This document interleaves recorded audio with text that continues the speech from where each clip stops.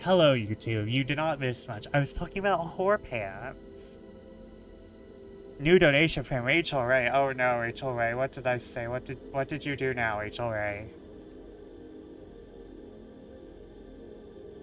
What did you do now, Rachel Ray?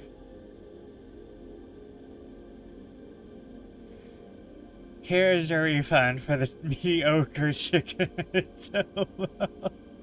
Wow, a whole $5. I can go buy half a good chicken adobo. Which is more than Rachel Ray chicken adobo.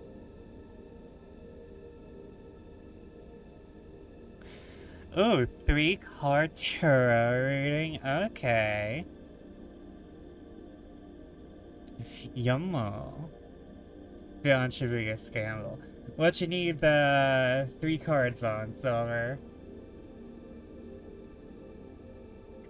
You can spend $0 to get out the chicken adobo from me. Well, I still need to travel, so there's still travel money. From my observatory to your observatory is still a journey.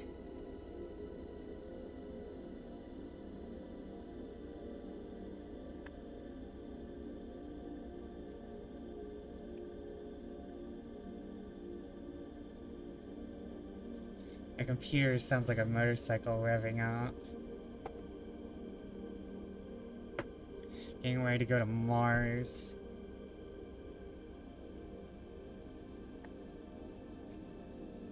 Maybe like a past, present, future with the general question of, will I figure out how to get iron help in the next month? Aww. Maybe Spooky Deck. Spooky Deck is what read you to fill last time, Silver. Are you sure on that?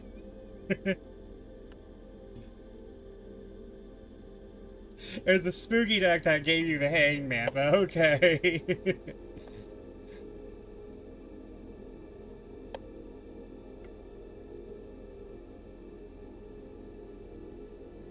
Okay, a past, present, future on will you figure out how to get I'd help in the next one. Unfortunately, I cannot help on that front because I do not have any more Twitch payouts. And I kind of have to wait, and I kind of have to use my next Twitch payout for myself because I don't know if I'm going to be paying taxes. I do not know if I'm going to be paying taxes. And I'm going to be for realsies, even if I do get money, even if I do get to keep my money, I kind of really want to get my rigging.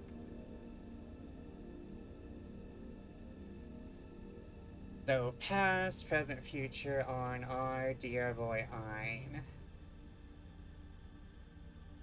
Oh, that reminds me. Also, hello, Vampy. How are you tonight? Welcome in. That reminds me. I'm gonna keep my hands on my cards to charge them with power. It's Corgi Day today, exactly. That's what I'm going to do.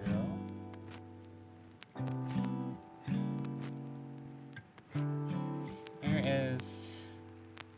Oh, damn it.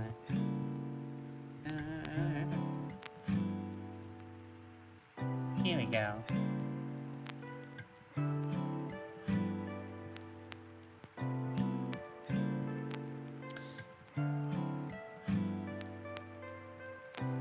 Please donate here.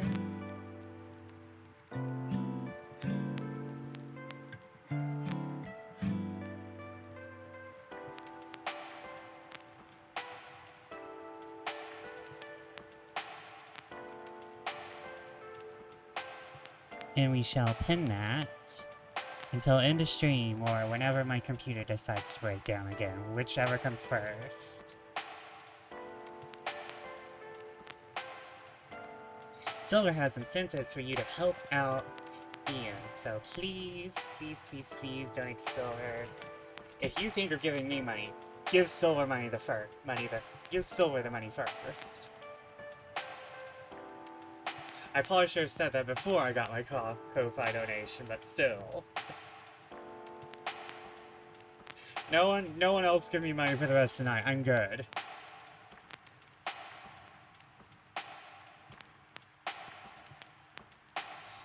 My house is good.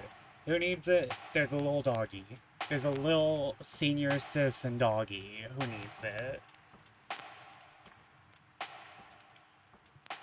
He needs to be filled with treats, and he needs his arthritis medicine, and he needs...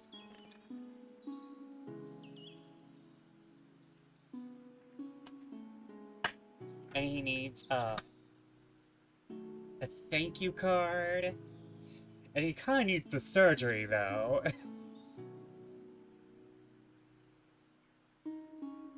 He needs a tooth pulled. Yeah, isn't he a little too old for the anesthesia? So, like, I don't think he's gonna be going under, is he, for the tooth pulling? Like, I think he can get locally numb, but I don't think he can, go fully under, because he's getting old.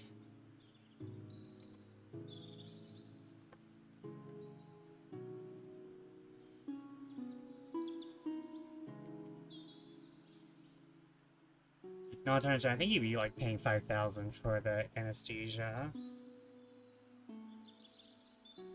Or am I thinking of anesthesia on humans?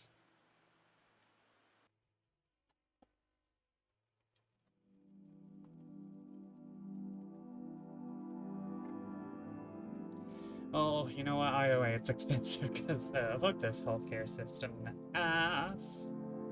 Oh no, wait, that's enjoyable.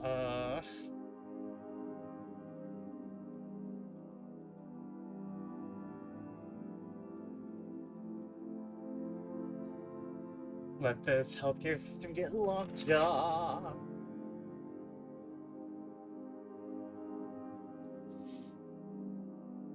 So it says injections apply local numbing. Yeah, yeah, we probably couldn't cover the whole anesthesia.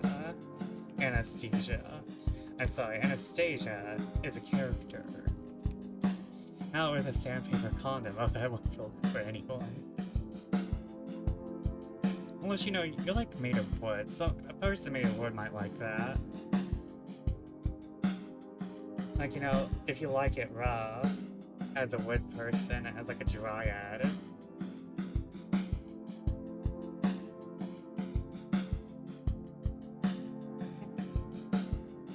Come on.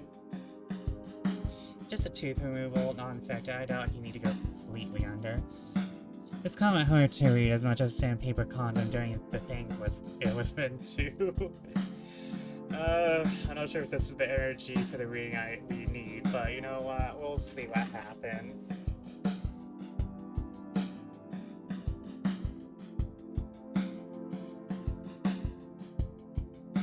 We'll see what happens.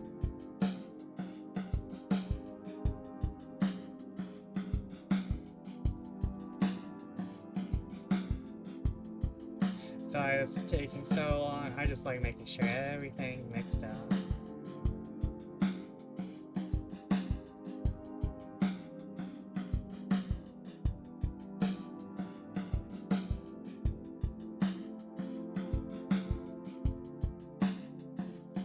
Shaken, not stirred. Does anyone even stir martinis? Like, is that even an option anymore? I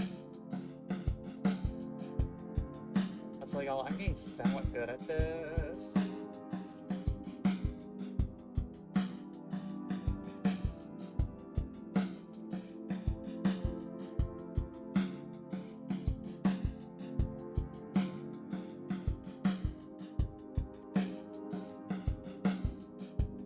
I say, and then I poke up this.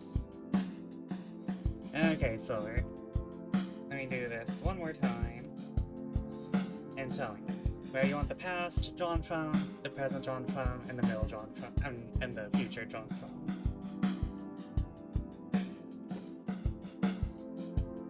Oh, that was a good one. Go for the top 3 cards. Alright. Past. Present. Future.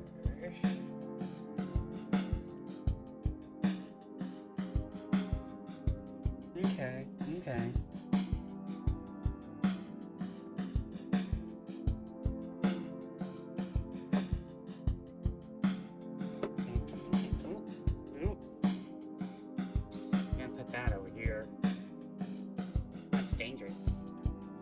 will be in the background as I attempt to finish some work and heal from the demon haunting my insides. I'll be looking. Thanks for being you, Fester. Aw. I hope you feel better. What is the demon?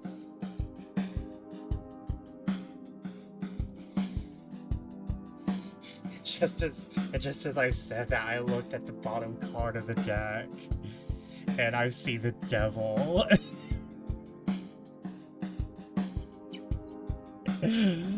What is up with you? What is up with you? I look at the bottom of my card, I see fucking Firm looking at me. Hold up.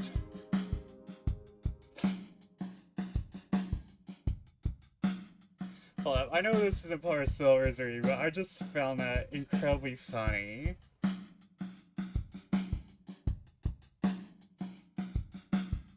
Well, you didn't get the devil, Silver. Spoiler alert.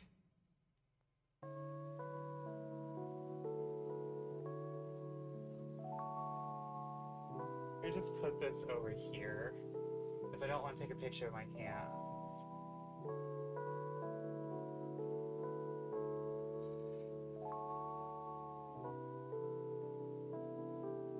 And don't worry, Silver, I have yours right here.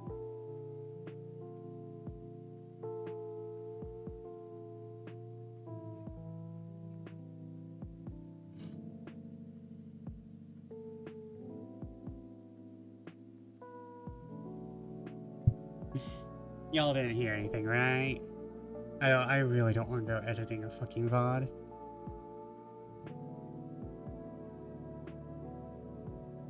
I totally forgot who I was there for just a second. I had a little bump, so you didn't hear anyone calling out a name that might be real. But no voices, if that's what you meant. Okay, that's good.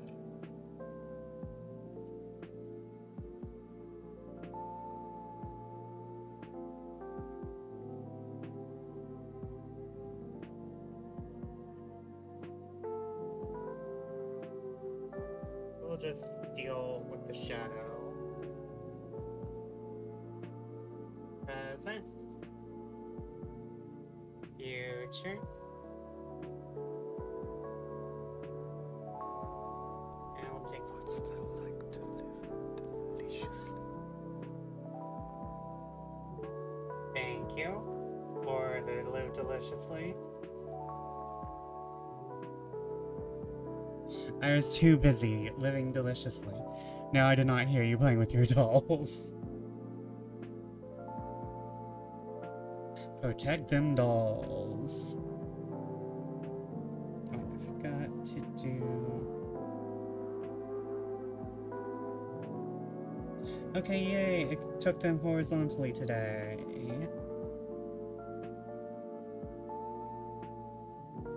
So, Silver, I'm gonna send these to you in order.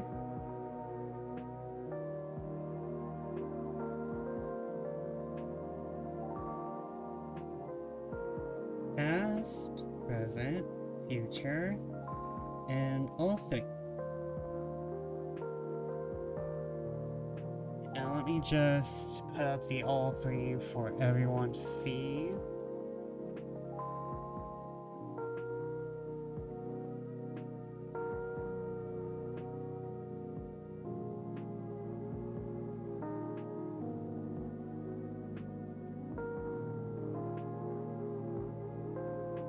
Yeah, I put these in the wrong place. I did.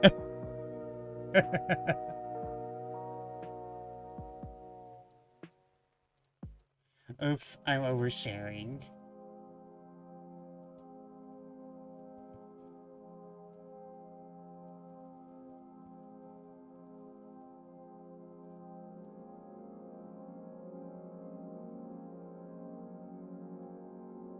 Oh, okay.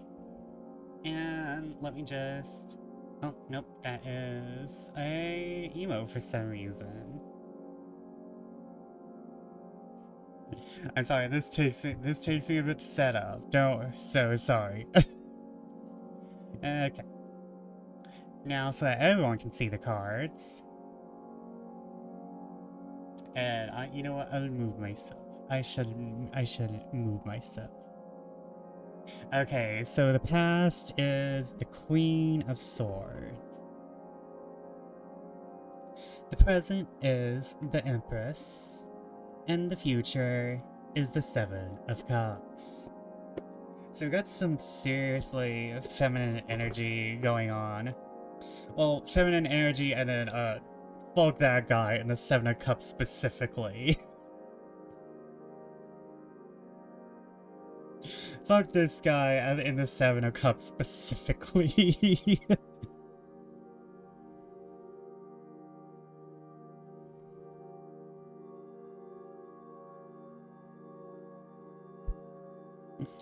It looked like Hollow Knight bosses. The design is cool, right? Yeah, Queen of Swords. So we got 2 minor arcana and 1 major arcana, so it's not super bad. Where is my Queen of Swords? Here we go. Time to feed pets. I'll be listening, but AFK. Okay.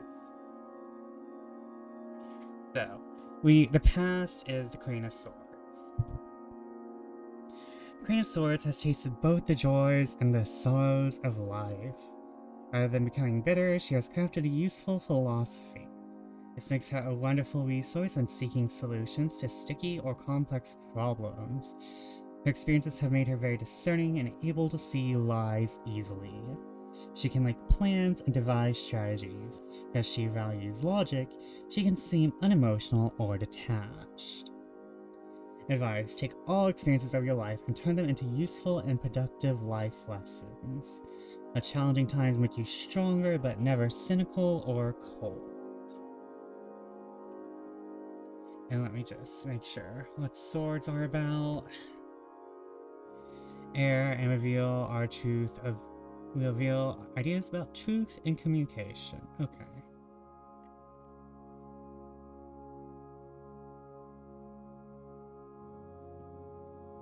And all these are up because I don't do reverse readings. Not yet.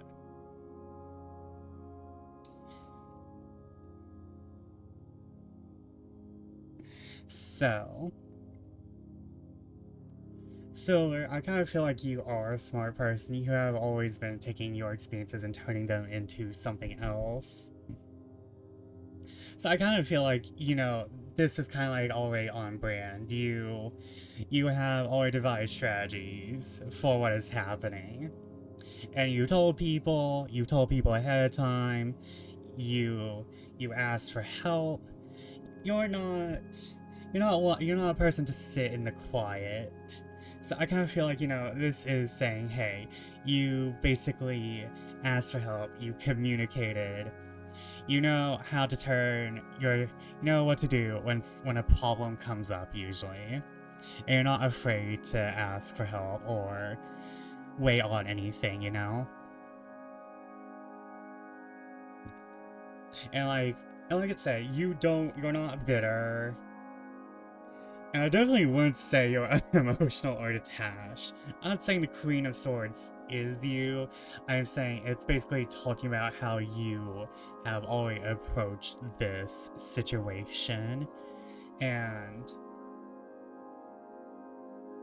I think it's already like on point about how you are kind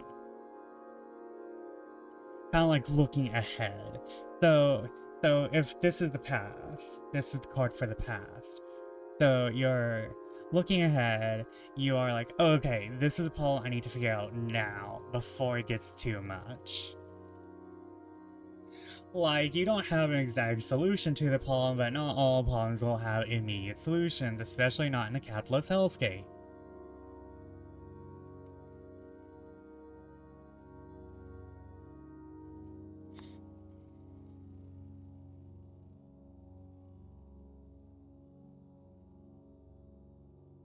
But I would say you have definitely turned your experiences into, like, you know how to do this. It's like you've seen this problem ahead of time, you've been worried about this problem for a bit. And like Ian has definitely been getting older, so like you've been prepared. You know that with age comes problems. Okay, and oh shit, I'm late for class. You're not late. I haven't started anything. I am doing a tarot reading.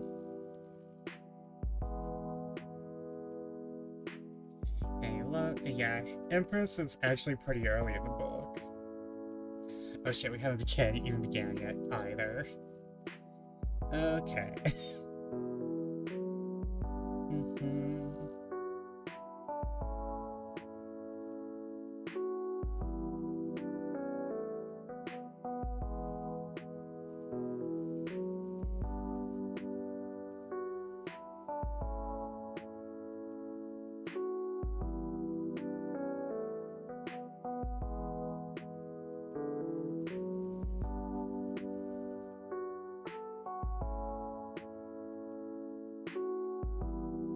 Okay. I'm sorry, I was a little worried reading this for a moment. I was a little worried.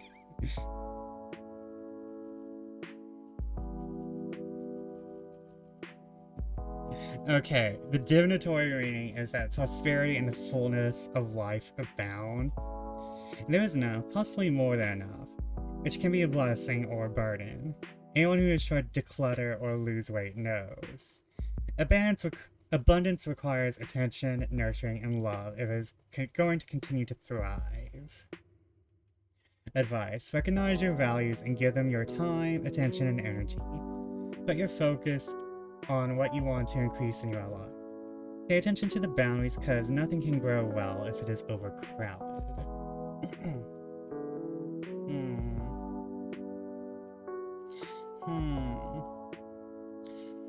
Okay, from you knowing this was going to happen, I think the Empress is saying, hey, you might need to push aside some things if you're going to focus on this.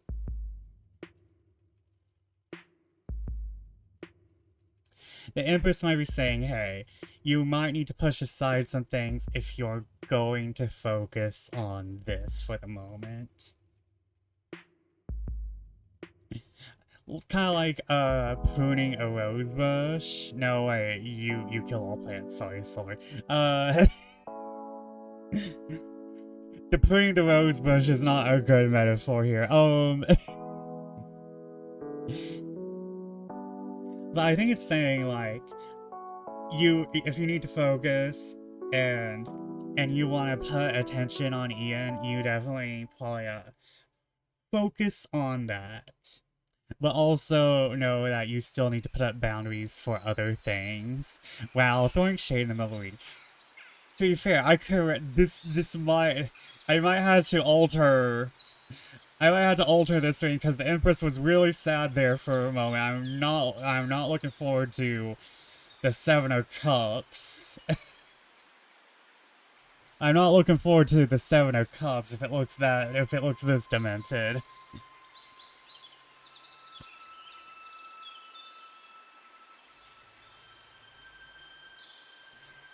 Because I might have to make a mid-shift. I might have to shift the meaning of this entire reading, depending on what the Seven of Cups says. I am not looking forward to it.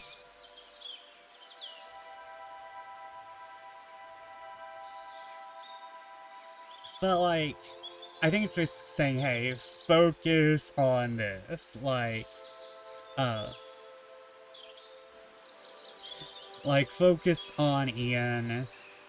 But also don't, like, throw away everything for Ian. But, well, I mean, don't throw away your job or anything, but, like, know that if you're going to do this, put on the focus. And, like, if you kind of look at the Queen of Swords and the Empress together, it's kind of like the Queen of Swords became the Empress. Because, like, you kind of have the Empress with her shield and her staff. That kind of looks like, you know, those are swords behind her. And the Queen of Swords is wielding the swords. It's kind of like, oh, this is the Digivolution. This is the Digivolution. And now Cups, which is emotions. I know that much.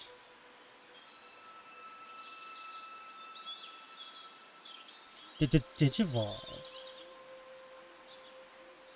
Oh, okay.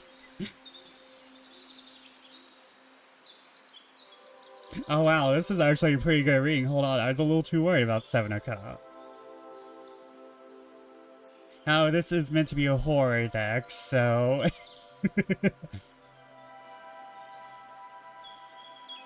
So this is the future, the Seven of Cups. You are blessed with lots of choices, which can sometimes feel like a curse because you can't have them all. Some of the options are realistic, achievable ones. Others are imaginary possibilities, fantasies that are less likely to manifest. Still others may be fear that can lead down an unhappy, unfulfilling path. All the alternatives tug at your heart in some way, making the decision even more difficult. Advice. Step back and get a larger view, bring in some logic and rational analysis to give some perspective to your emotional responses. So after your hard work that started in the Queen of Swords, and your focus with the Empress, you might have choices to make in the future. And like, some of them are good. Some of them are delusional. Don't be delulu. Was that a 6-7 joke?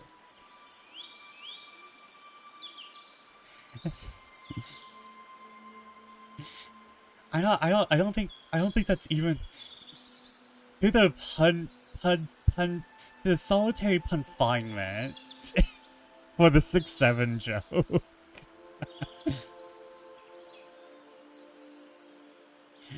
So, like, after the Empress, after all of your hard work that you've been pulling off, you might have to make some choices. And they might be emotionally loaded. And they might be delusional. So you can't just go with your heart. You might have to activate the brain cells. You might have to apply some logic and choose what is actually the best choice. Well, not the best choice, the most logical choice that you can actually achieve. Now, I'm not sure if this is technically a good reading, because it might mean, hey, you might not be able to get everything you want done, but you're going to get a good bit done. But I also know it is very hard. We are in very much difficult place economically, all of us. Which is why I'm always like, hey, please take care of yourselves before you do anything for me.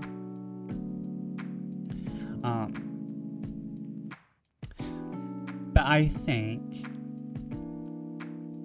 you have made, according to the Queen of Swords, you have made logical decisions. And I know that you still have the full-time job. So, like, it's not like, hey, you are still doing all of it for years. So we went from the choices in the Queen of Swords to the fulfillment of the Empress, which will lead to the Seven of Cups. This is a bit more vague because there is a lot more happening. But I think in the near future, you will definitely be having to make choices.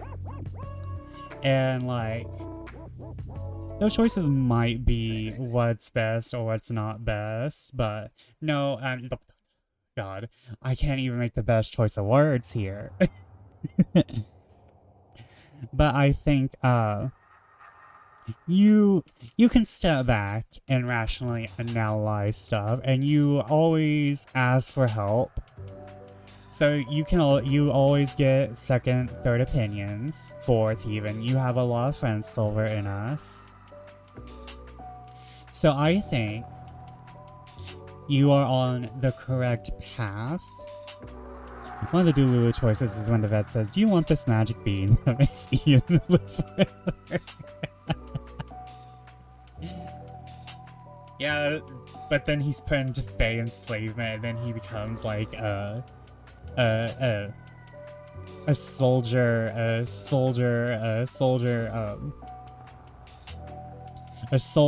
corgi vehicle for fairies. Fey enslavement, like the original corgi is.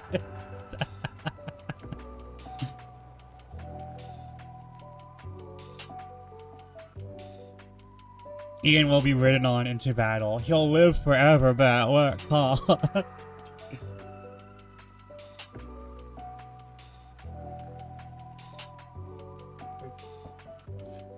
Hold on.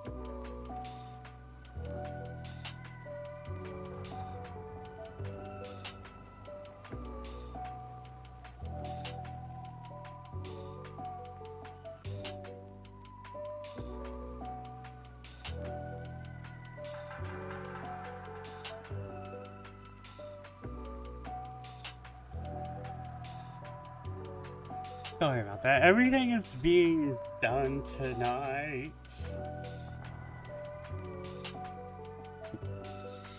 Thank you for the remaster. I don't feel like I gave that much clarity.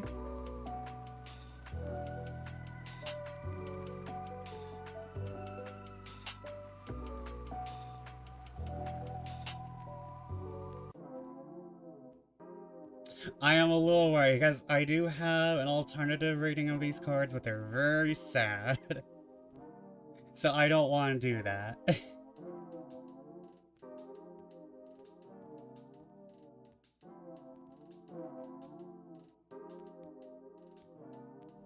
I don't want to do the sad reading. I don't want my cards doing that.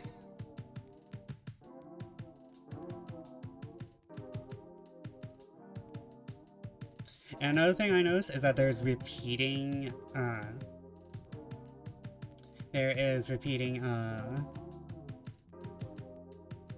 iconography, like we repeat the shape of the horns from the Empress into the Seven of Cups, because we see the feathers are curling up, and we see kind of like, you know, the same A stance from the Queen of Swords in that little puppet on top.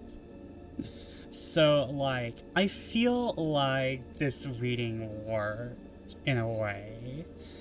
I'm hoping the bad choice, the bad reading doesn't come true. We will see. I'm keeping that to myself because I don't want to say it out loud. I do not want to bring that energy into the universe.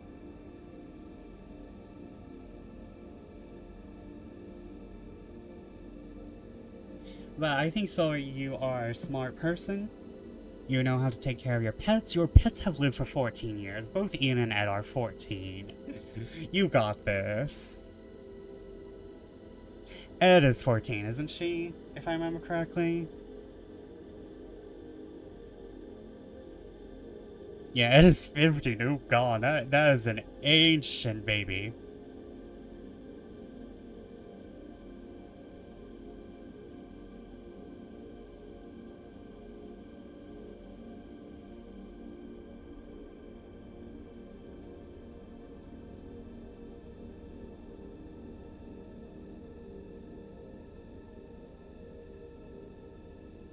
That is an ancient baby.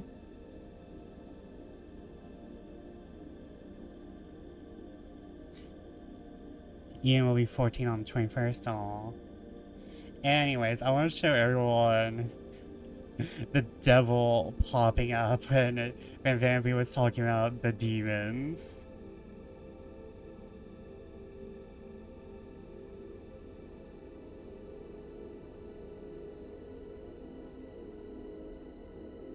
Hold on, did I not save it?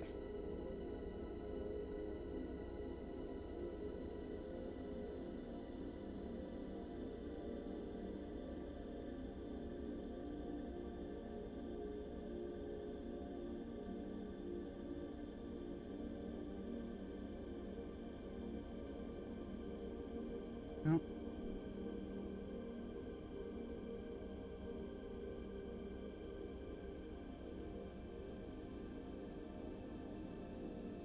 There we go. Oh, that's a big picture.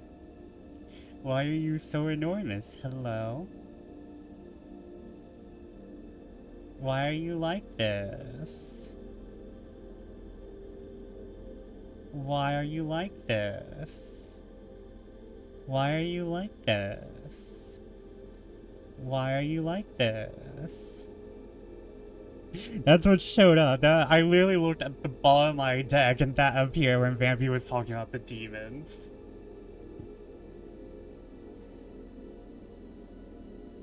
Where is my... There's my thing.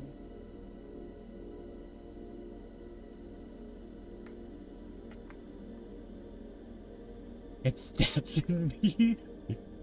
I mean, he's just a little chunky, but he has a heart on his head. He's just a little chunky, but he has a heart on his head.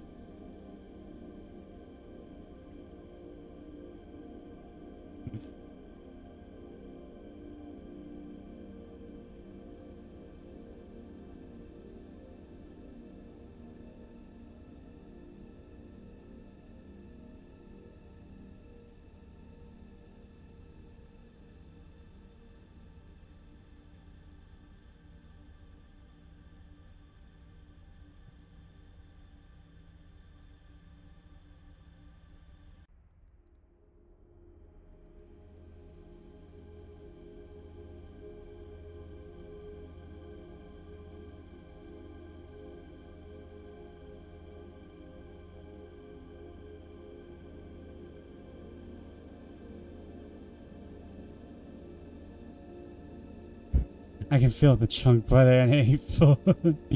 I got that dog in me. The dog is the chunky devil. I got that dog in me. It's literally a beagle. I got that dog in me. Unfortunately, no one knows the dog is a corgi. I got that dog in me. It's the most sausage-esque corgi ever. I got the dog in me. It's a $1.50 Costco hot dog.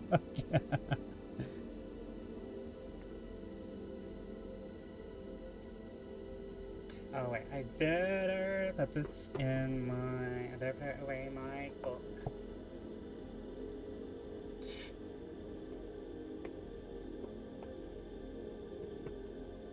I do love it when my cards seem to flow into each other.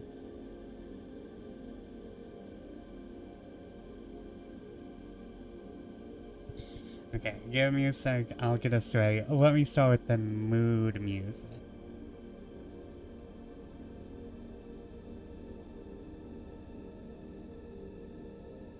Let me start with the mood music.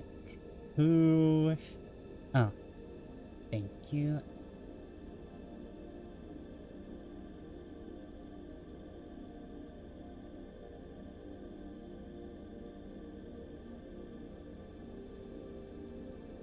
Dracula.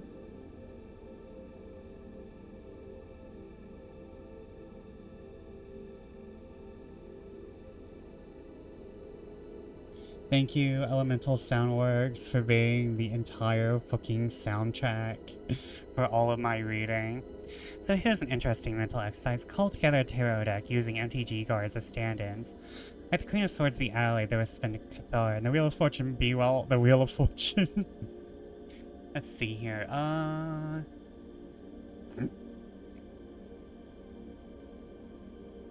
Judgment can be Day of Judgment. Let's see.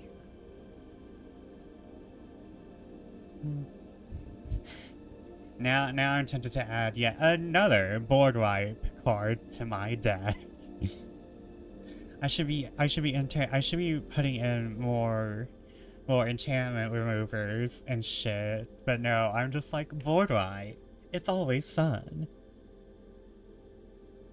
Board wipes are delicious.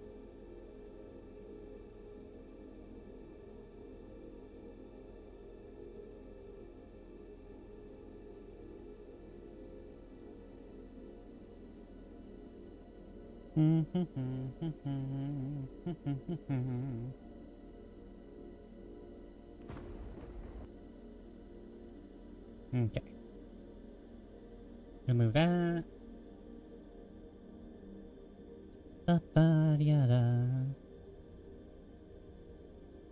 Why? OBS is all the way over here now. I forgot. Actually, I don't have a Wheel of Fortune in one of my decks. One of my decks is about removing oneself from the Walter Wright deck because of its Christian iconography. So I have a deck that has some more pagan elements, and I quite enjoy that. Yeah, and so instead of the Wheel of Life, we have the Wheel of Fortune, we have the Wheel of Life. The Circle of Life.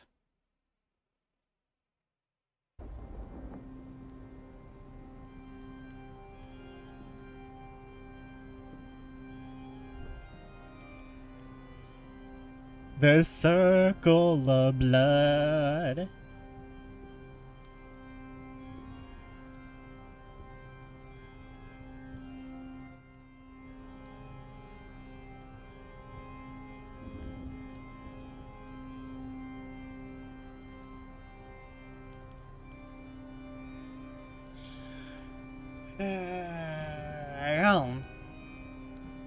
I'm sorry, it is late. I woke up at 6.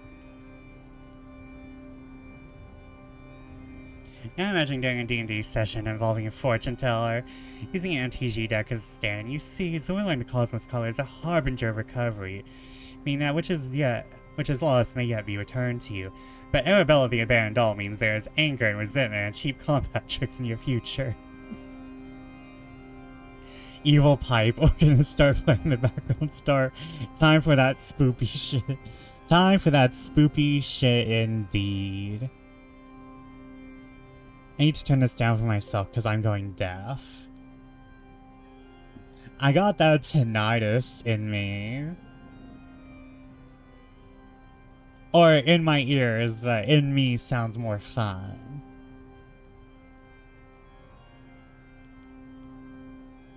I'm being very serious. I need R for Vesper Horror Pan.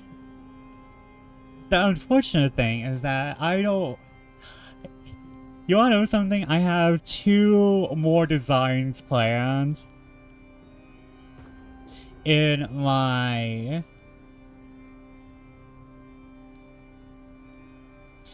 I have 2 more designs planned for my human form.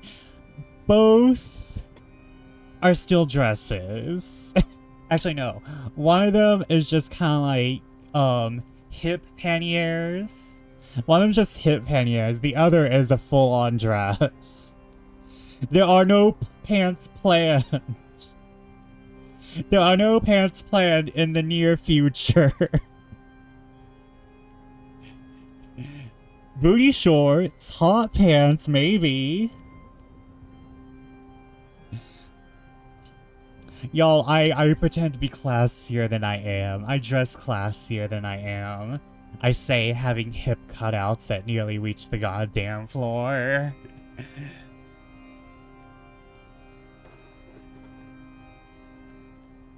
I need to show Silver some of my future designs. Gotta watch another fashion show sometime, yeah. Like y'all are not ready for the Sacred Night outfit once I actually finally fucking get it down. And y'all are not ready for Venus.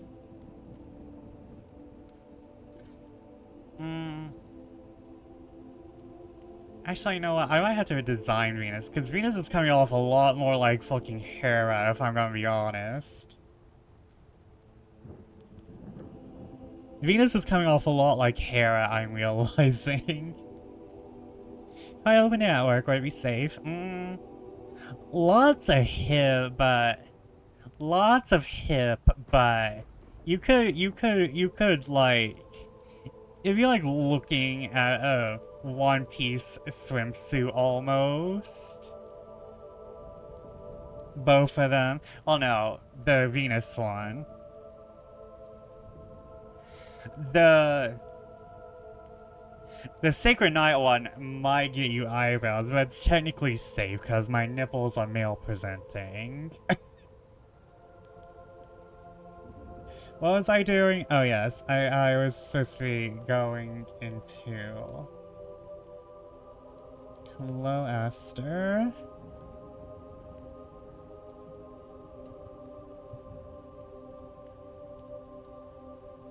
I probably shouldn't have said that on stream. Where is my... Okay. We are on chapter 21. It's like, sorry, someone is messaging me on Discord and I just revealed who was messaging me. Existence gives people eyebrows, we'll be fine. So I come back from getting water and I hear my nipples are male presenting. Well, I am a dude. I do go by he, they, but I much prefer the he, but I can live with the they. And like, if necessary, I can go by she, but he, they is preferred, with he being most preferred.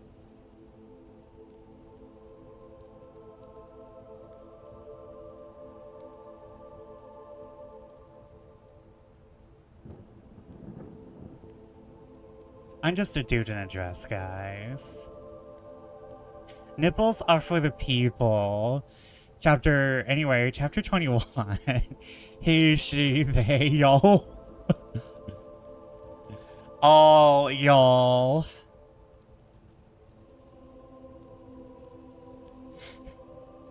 My pronouns, southern and tired. Well, true, it's just an odd thing to return to, even by the standards of this stream. Also, by the way, sorry people watching the VOD, you have to deal with male-presenting nipples. Correction, a hot motherfucker in a dress. Hold yourself up, kidding. Okay, chapter 21. Dr. Seward's diary.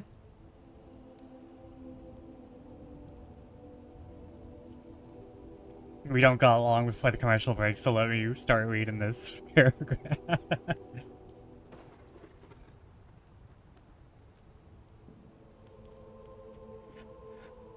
Where is his voice?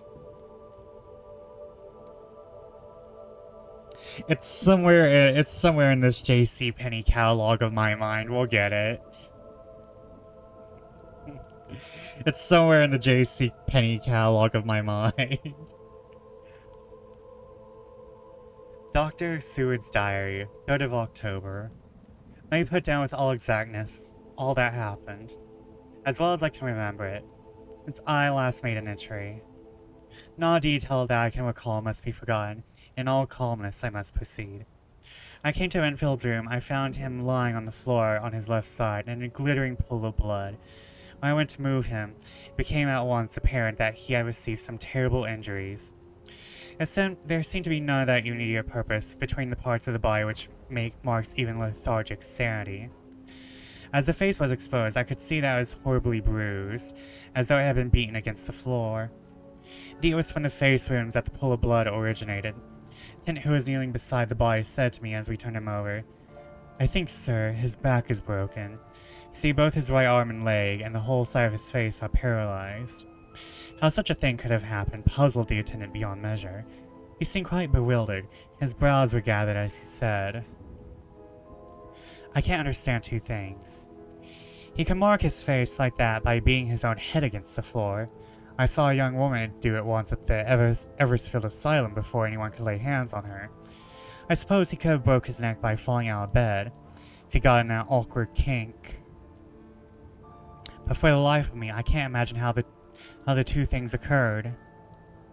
If his back was broke, he couldn't beat it. He couldn't beat his head, and if his face was like that before the fall out of bed, there would be marks of it. I said to him, "Go to Dr. Van Helsing and ask him kindly to come here at once. I want him without an instant delay." The man ran off, and within a few minutes the professor, in his dressing gown and slippers, appeared. I saw Renfield on the ground. He looked keenly at him a moment, and then turned to me. I think he recognized my thought in my own eyes, for he said very quietly, manifestly, for the ears of the attendant, "Ah, sad accident. He will need very careful watching and just attention. I shall stay with you myself, but I shall first dress myself. If you will remain, I shall in a few minutes join you." And I will mark this right here because we have ads, because I yapped for an hour.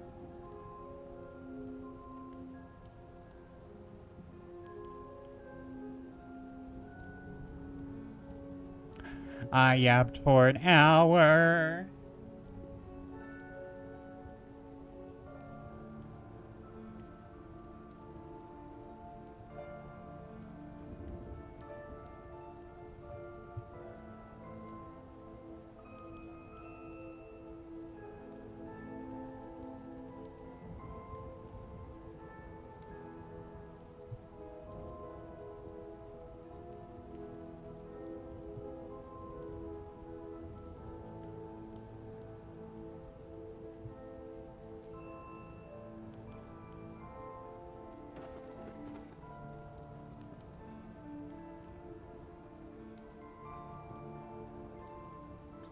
Okay, and flapping them gums for now. If you were a professor, I have wanted you in my class just telling stories the whole period. Thank you. I'm going to go get water, even though I still have some. I've been like really sipping it because I'm unmoisturized, I'm dehydrated, I'm a thirsty hoe. And it will continue to be that way for the rest of my life, but at least I can get minute hydration from water. Okay, so let me go get water real quick. Thank you guys. I'll be right back.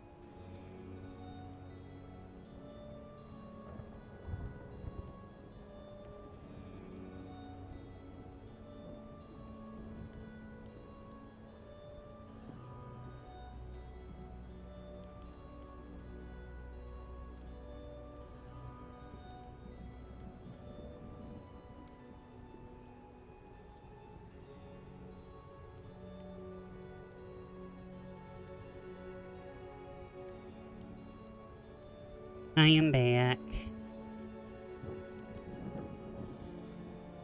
Oh man, that reminds me. I need to put all the arts I've been getting into the art folder for stream.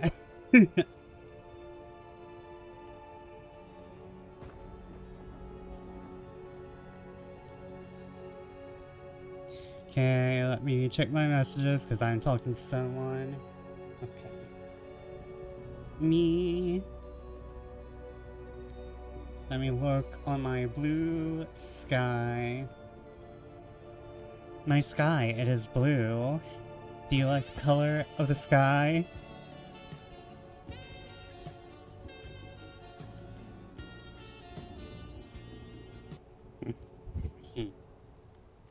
Oh, thank you for the hydrate.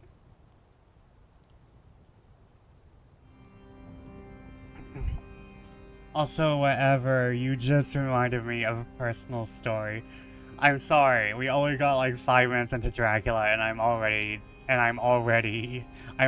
off this track. This train is heading somewhere else. I don't know how it's working without the tracks, but it is. The bat train be going. But you just reminded me. So back in the 7th grade, I had this teacher. He hated it, all of us. There was not a goddamn person in this class he liked, except for like maybe like one girl. And I think he hated her because she wrote all her notes in cursive. Anyways. I'm getting murdered wholesale Fantasio, so I appreciate the distraction. OMG, he was my professor. And there was one time, multiple times actually. I think there were multiple times where people in our class got him angry because he could go on for a whole class period yelling at us and calling us failures, but people realized that if he spent the whole class period yelling at us, he wouldn't hand us work. So people would purposely piss him off just to avoid doing classwork and homework. So, like, and which is understandable why he hated us, by the way. If you're doing that, it's understandable why you end up hated by a teacher. Hey, Teach, did I tell you I like the letter? I just let y'all go. I just let y'all go. I just let y'all go and go drink in the library. I gotta be real.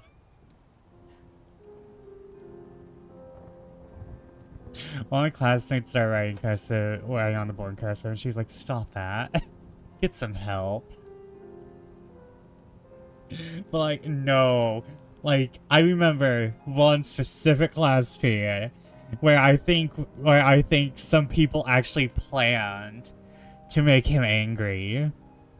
And I remember him because this was the point he realized it. He was like, "I know y'all are doing this on purpose." I'm like, "Oh no, he has self-awareness. Oh no." And I'm not sure. Oh yeah, I think this is also at the same time we had this rotation of social studies. We had a rotation of teachers in another class because they couldn't get anyone on hire, so like we had this rotation of substitutes. And so like we couldn't get anyone to stick. I'm not sure if it was because nobody wanted to teach the class, or if they just couldn't find anyone to hire at the time, or if it was a mix of both. But I remember thoroughly, there was a point where we had this awful man. I'm not sure if this was in this class or another one, cause I'm getting Ancient Guys. Middle school was like almost 2 decades. No, middle school was 2 decades ago. I'm 33 almost. It literally was 2 decades ago. Oh god. Anyways. Anyways, as I turned to dust, there was actually a protest in the class about this teacher, because he wouldn't let us go to the bathroom. And eventually a lot of my classmates were just walking out in protest because they hated this man. Because, like, he just hated us. And also, we kind of wanted one of our subs back. The realization that you are the old man, yeah. The realization you are experiencing twink death.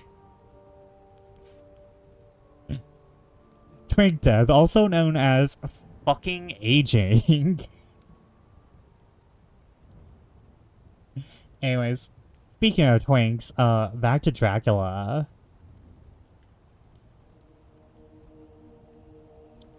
Twinkies never expire though, so can that happen? No. Twink death. Not Twinkie death.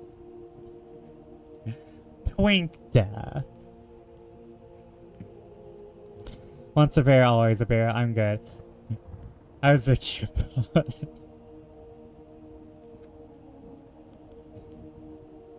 I figured, but I was figuring, you know, you were trying to make me say the joke could have went either way. Like, you were trying to get me to say something, or you could have been making a pun. Where's my I nearly said, where's my Chromatica? I nearly said, where's my Chromatica by Lady Gaga. Where's Chromatica by Lady Gaga?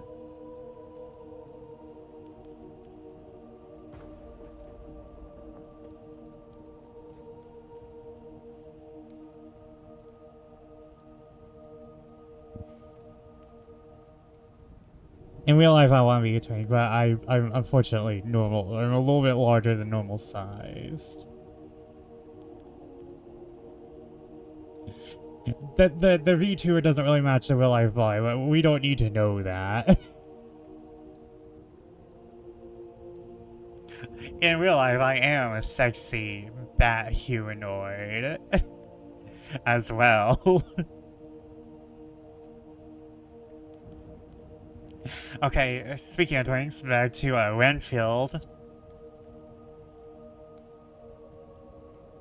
The patient was now breathing stertorously. It was easy to see that he had suffered some terrible injury. Damn it. Hold off.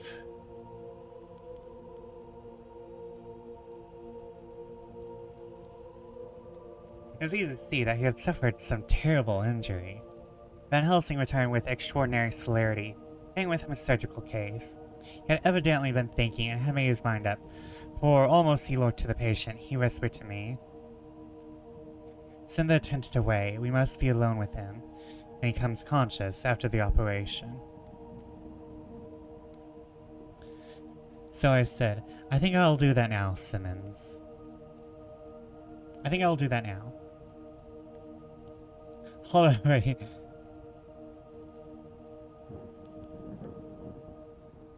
Oh, okay. I think I'll do that now. Simmons, we have done all we can at present. You had better go your round, and Dr. Van Helsing will operate. Let me know instantly if there's anything unusual anywhere. Hiya, Drain. Calling it a night. Thanks for the run, Vesper. Good night. Good night, RX. Sleep well and dream well. And may the vampires not bite. Unless you want them to. They're incredible sugar daddies. Oh, speaking of vampires and biting,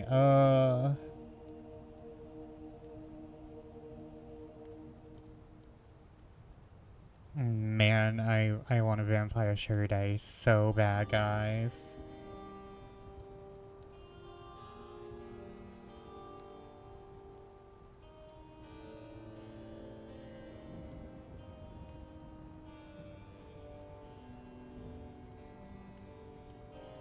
There we go.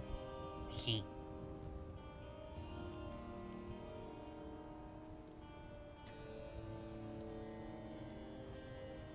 I was like, something's missing. Oh yeah, the goddamn book.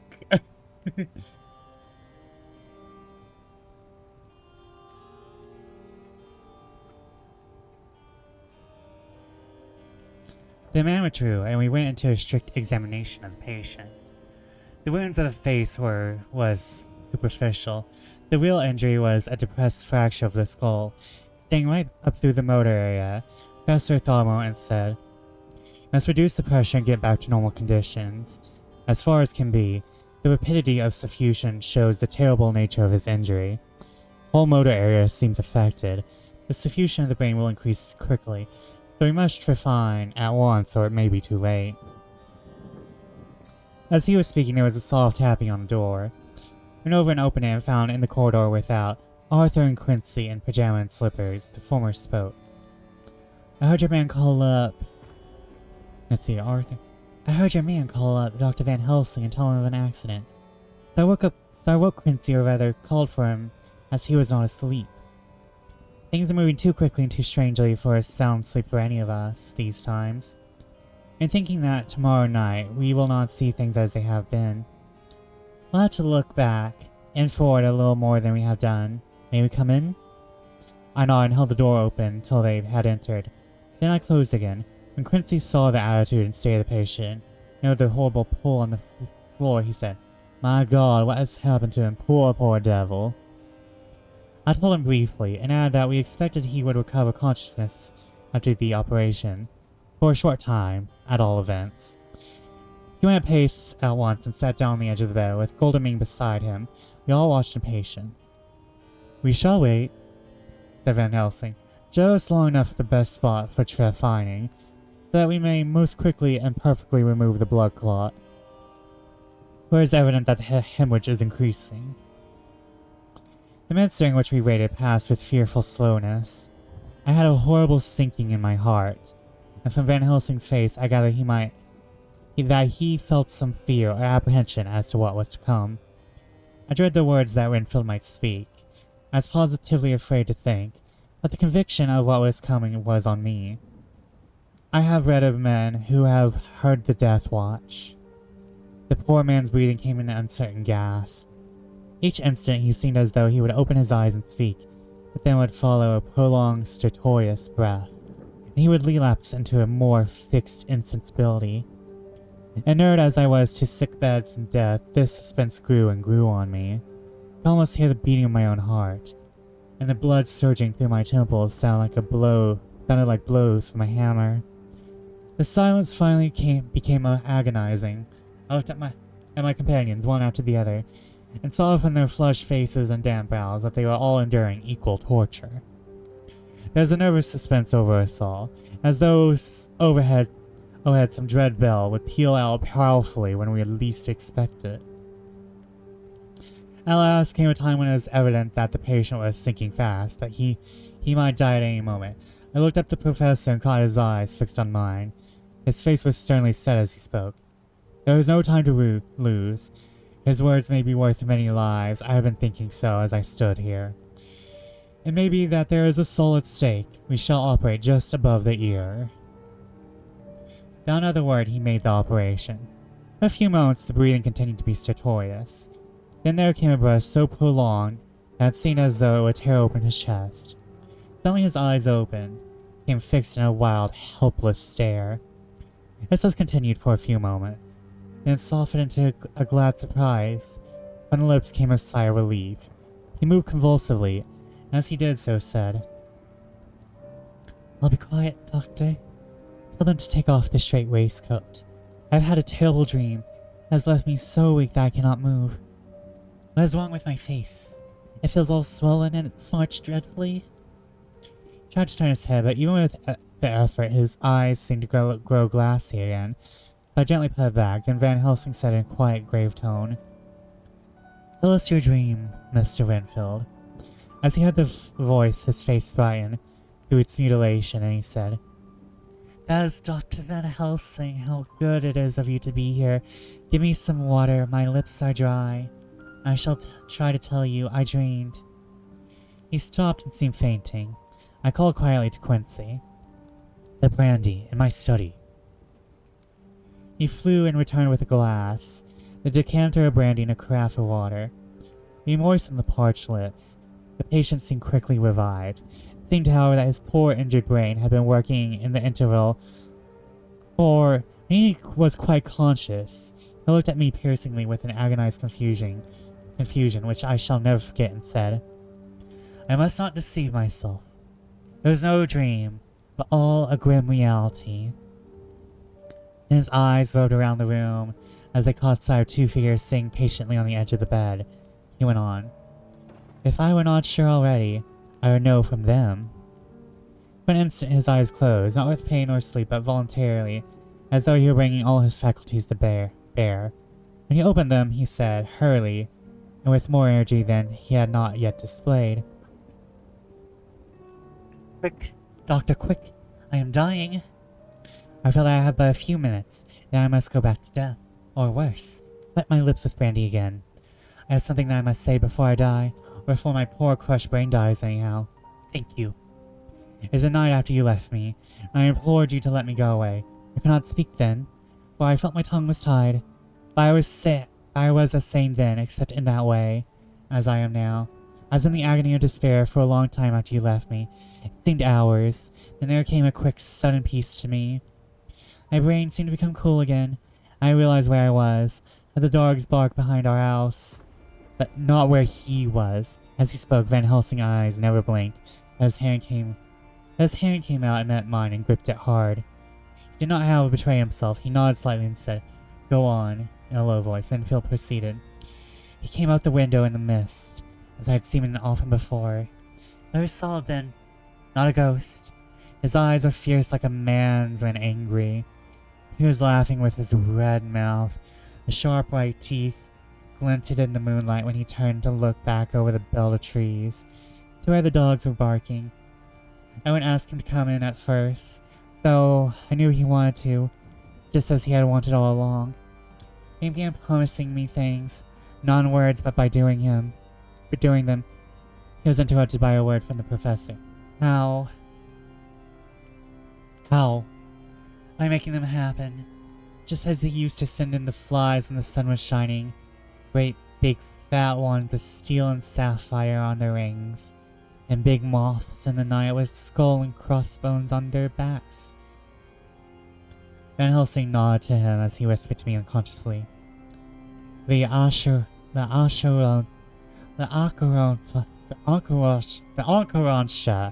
Atropos of the Spinges. What you call the death's head moth? Patient went on without stopping. They began to whisper, "Rats, rats, rats. Hundreds, thousands, millions of them, everyone alive. And dogs to eat them, and cats too, all lives, all red blood, with years of life in it, and not merely buzzing flies." I laughed at him. I wanted to see what he could do. Then the dogs howled away beyond the dark trees in his house. He beckoned me to the window. I got up and looked out. He raised his hands and seemed to call out without using any words. A dark mass spread over the grass, coming on like the shape of a flame of fire. And then he moved the mist to the right and left. See that there were thousands of rats with their eyes blazing red, like his, only smaller. I held up his hand and they all stopped. And I thought he seemed to be saying, "All these lives I will give you, and many more and greater, through countless ages, if you will fall down and worship me." Then a red cloud like the color of blood seemed to close over my eyes. If I knew I was doing, I found myself opening the sash and saying to him, "Come in, Lord and Master." The rats were all gone, but he slid into the room through the sash. It was only open an inch wide. Just as the moon herself has often come in through the tiniest crack, that stood before me in all her size and splendor. His voice was weaker, so I moistened his lips with brandy again, and he continued. It seemed as though his memory had gone on working in the interval, for his story was further advanced. I was about to call him back to the point, but Van Helsing whispered to me, "Let him go on. Do not interrupt him. He cannot go back." And maybe he could not proceed if all at once he lost the thread of his thought. He proceeded. All day I waited to hear from him. He did not send me anything, not even a blowfly. And when the moon got up, I was pretty angry with him. I slid in through the window, though it was shut. I did not even knock. I got mad with him. He sneered at me, and his white face looked out of the mist with his red eyes gleaming. He went on as though he owned the whole place and I was no one. Didn't even smell the same as he went by me. I couldn't hold him. I thought that somehow Mrs. Harker had come into the room. Oh no!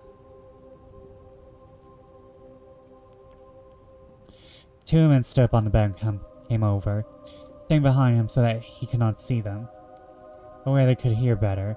They were both silent, but the professor started and quivered. His face, however, grew grimmer and sterner still. Winfield went on without noticing. Mrs. Harker came in to see me this afternoon. She wasn't the same. It's like tea after the teapot had been watered. Here we all moved, but no one said a word. He went on. I didn't know she was here until she spoke, and she didn't look the same. I don't care for the pale people. I like them with lots of blood in them, and hers all had seemed to run out. I didn't think of it at the time, though when she went away I began to think, and it made me mad to know that he had been taking the life out of her.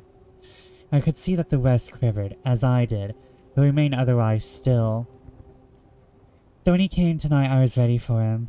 I saw the mist stealing in and I grabbed it tight. I had heard that madmen had unnatural strength, and as I knew I was a madman, at times anyhow, I resolved to use my power, and he felt it too. He had come out of the mist to struggle with me. I held tight. I thought I was going to win, but I didn't mean him to take any more of her life till I saw his eyes. They burned into me, and my strength became like water. He slipped through it, and when I tried to cling to him, he raised me up and flung me down. There was a red cloud before me, and a noise like thunder, and the mist seemed to steal away under the door. His voice was becoming fainter and his breath more stertorous. Van Helsing stood up instinctively.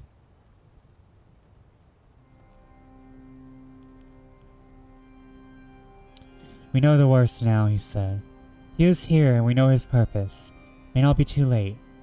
Let us be armed, the same way as we were the other night. Lose no time. There's not an instant to spare. There is no need to put our fear, nay our conviction into words. We shared them in common.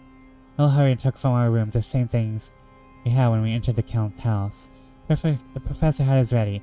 As we met in the corridor, he pointed to them significantly and said, They never leave me. They shall not until this unhappy business is over. Be wise, my friends. It is no common enemy we deal with. Alas, alas, that dear Madam Mina should suffer. He stopped, his voice breaking. I do not know if rage or terror predominated in my own heart. As long as I get a train ride in the mansion, fine by me. Chat, we might be cooked. Damn, like we knew already. Because Mina was like, I was visited by the mist of Dracula.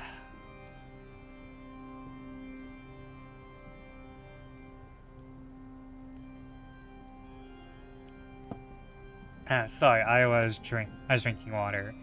Because, like Dracula, I'm thirsty. But we know from the previous...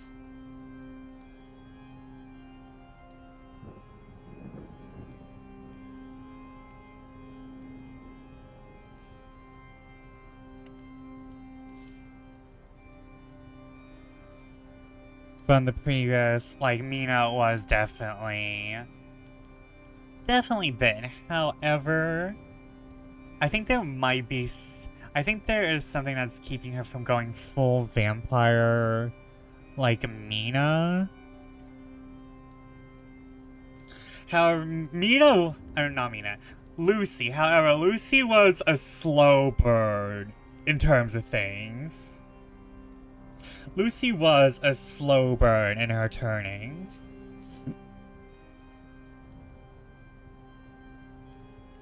There you go, I finished a task. Nice, Silver. What task did you finish? What task did thou finish?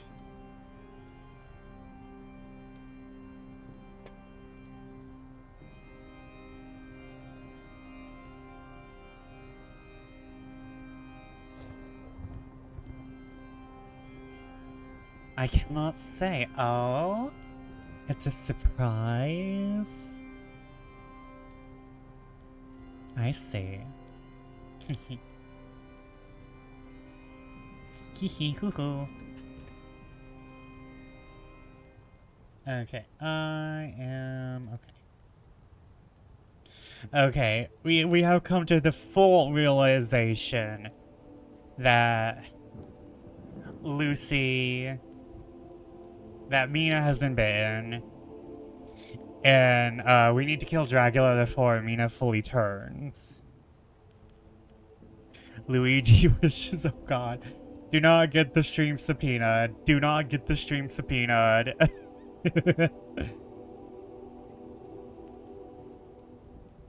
Do not get the stream or the Discord subpoenaed.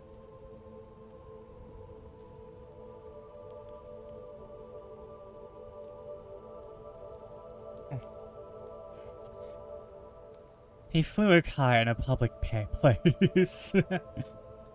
Outside the hawker's door we paused. R and Quincy held back. The latter said, "Shall we disturb her?"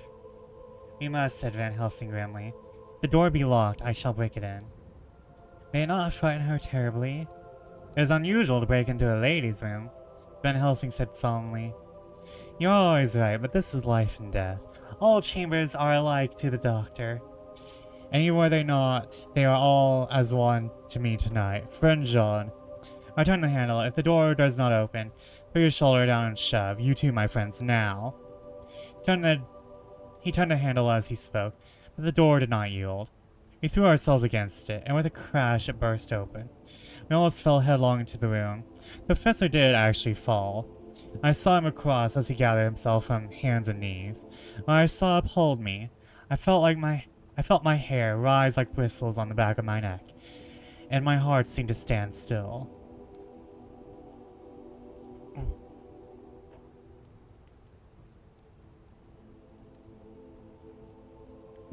Ooh. The moonlight was so bright through the thick yellow blind. The room was light enough to see. On the bed beside the window lay Jonathan Harker, his face flushed and breathing heavily as though in a stupor. Kneeling on the near edge of the bed, facing outwards, was the white-clad figure of his wife. By her side stood a tall, thin man clad in black. His face was turned from us. From the instant we saw, we all recognized the Count, in every way, even to the scar on his forehead. In his left hand, he held both Mrs. Harker's hands, keeping them away in her arms at full tension. His right gripped her by the back of the neck, forcing her face down on his bosom. Her white nightdress was smeared with blood, and a thin stream trickled down the man's bare breast, which was shown by his torn open dress. The attitude of the two had terrible resemblance to a child forcing a kitten's nose into a saucer of milk to compel it to drink. As we burst into the room, the Count turned his face, and the hellish look that I had heard described seemed to leap into it. His eyes flamed red with devilish passion. The great nostrils of the white aquiline nose opened wide and quivered at the edge, and the sharp right teeth behind the full whips of the blood-dripping mouth champed together like those of a wild beast.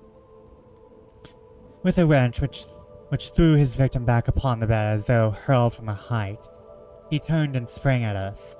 But by this time the professor had gained his feet, and was holding him towards the envelope which contained the sacred wafer. The Count suddenly stopped, just as poor Lucy had done outside the tomb, and cowered back. Further and further back he cowered, as we, lifting our crucifixes, advanced. The moonlight suddenly failed, as a great black cloud sailed across the sky. When the gaslight sprang up under Quincy's match, we saw nothing but a faint vapor. This, as we looked, trailed under the door, which with the recoil from it bursting open, had swung back to its old position.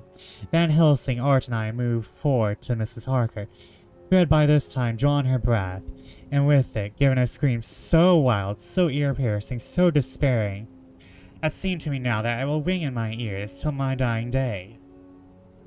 For a few seconds she lay in her helpless attitude in disarray. Her face was ghastly, with a pallor which seemed accentuated by the blood which had smeared her lips and cheeks and chin. From her throat trickled a thin stream of blood. Her eyes were mad with terror. Then she put before her face her poor crushed hands, which bore on their whiteness the red mark of the Count's terrible grip, and from behind them came a low, desolate wail, which made the terrible scream only the quick expression of an endless grief. Van Helsing stepped forward and drew the coverlet gently over her body, whilst Art, after looking at her face for an instant despairingly, ran out of the room. Van Helsing whispered to me, "Jonathan is in such a stupor as we know the vampire can produce. Can do nothing with poor Madame Mina for a few moments till she recovers herself. I must wake him." He dipped the end of a towel in cold water and began to flick him on the face, his wife all the while holding her face between her hands and sobbing in a way that was heartbreaking to hear. I raised the blind and looked out of the window. There was much moonshine, and as I looked I could see Quincy Morris run across the lawn and hide himself in the shadow of a great yew tree. It puzzled me to think why he was doing this, but in an instant I heard Harker's quick exclamation as he woke up to partial consciousness and turned to the bed. On his face there might as well be a look of wild amazement. He seemed dazed for a few seconds, and then full consciousness seemed to be burst upon him all at once, and he started up. His wife was aroused by the quick movement and turned to him with her arms stretched out, as though to embrace him. Instantly, however, she drew them in again, putting her elbows together, held her hands before her face, and shuddered till the bed beneath her shook.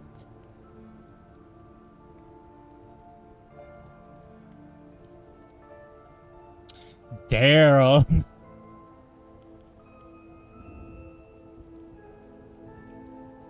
At least she wasn't fully transformed. I think he was trying to transform her. They're called the brides of Dracula for a reason.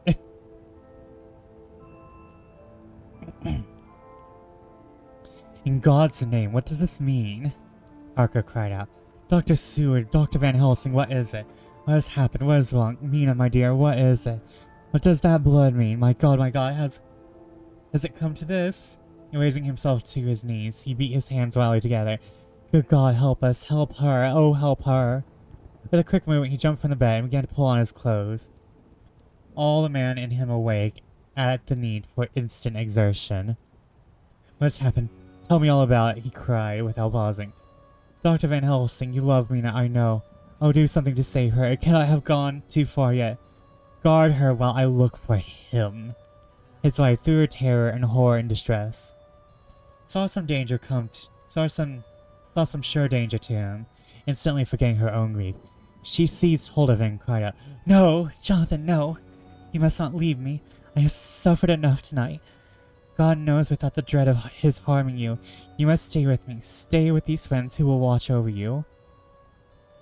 Her expression became frantic as she spoke, and he yielding to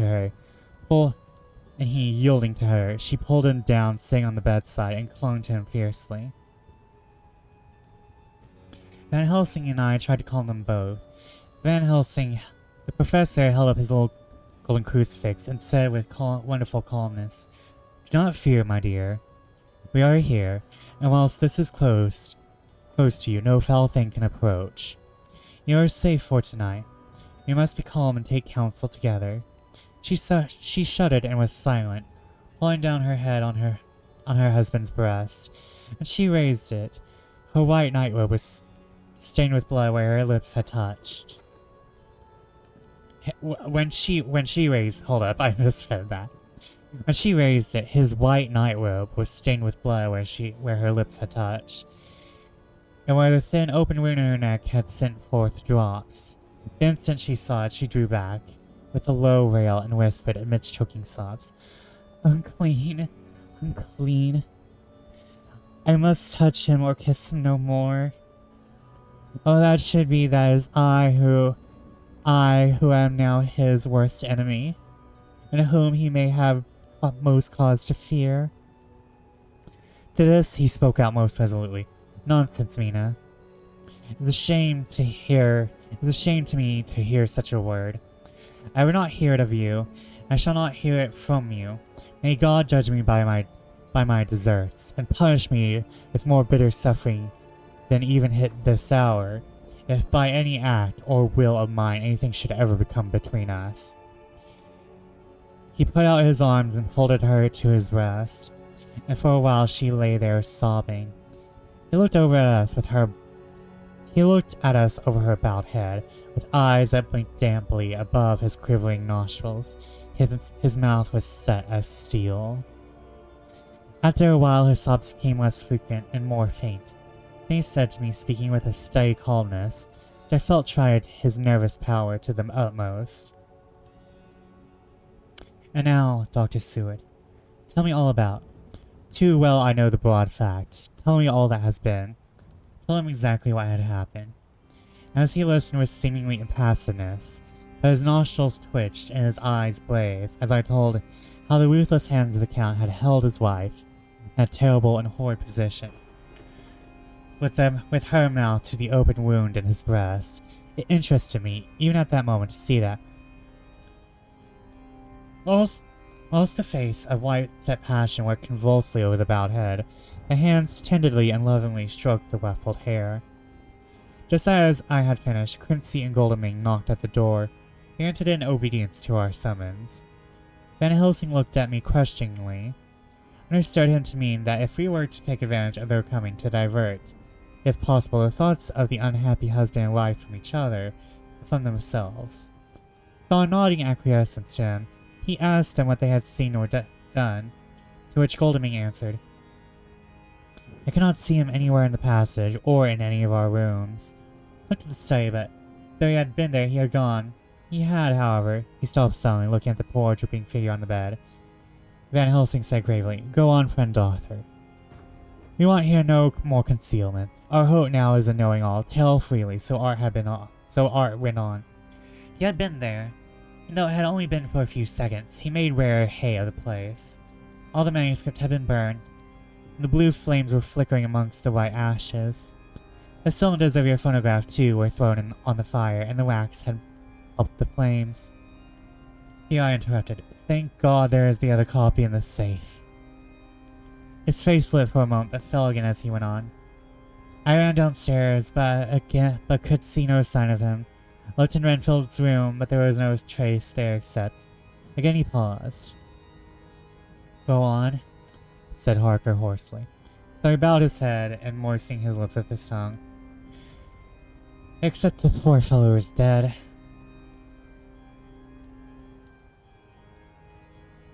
Mrs. Harker raised her head, looking from one to the other of us. She said solemnly, God's will be done. I cannot but feel that Art was keeping back something. But I took it that it was with a purpose. I said nothing. Van Helsing turned to Morris and asked, And you, friend Quincy, have you any to tell? A little, he answered. Maybe much eventually, but at present I cannot say. I thought it well to know, if possible, where the Count would go when he left the house. I did not see him, but I saw a bat rise from Renfield's window and flap westward. I expected to see him in some shape to go back to Carfax. He evidently sought some other lair. He will not be back tonight, for the sky is reddening in the east and the dawn is close. He must work tomorrow. He said the latter words through shut teeth. For a space of perhaps a couple of minutes, there was silence. I could fancy that I could hear the sounds of our hearts beating. Then Van Helsing said, placing his hand very tenderly on Mrs. Harker's head, And now, Madam Mina, poor dear Madam Mina, tell us exactly what happened. God knows that I do not want you to be pained, but it is need that we know all. But now, more than ever, has all work to be done quick and sharp and in deadly earnest. Day is close that must end all, if it may be so. And now is the chance that we may live and learn. I saw that rise, flap Vesper, chat when Vesper passed posts in the morning. In the house of the rising sun. Sorry, I am stretching.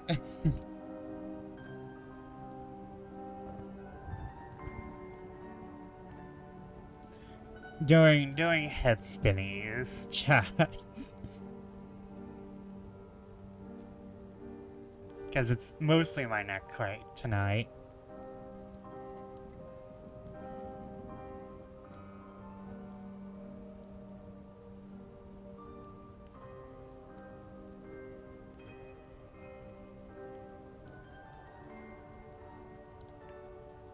Poor dear lady shivered. Could see the tension of her nerves as she clasped her husband closer to her, and bent her head lower and lower still on his breast. And she raised her head proudly, and held out one hand to Van Helsing, who took it in his, and after stooping and kissing it reverently, held it fast. Their hand was locked in that of her husband, who held his other arm around her protectingly. After a pause in which she was evidently ordering her thoughts, she began. I took the sleeping draught, which he had so kindly given to me, but for a long time it did not act.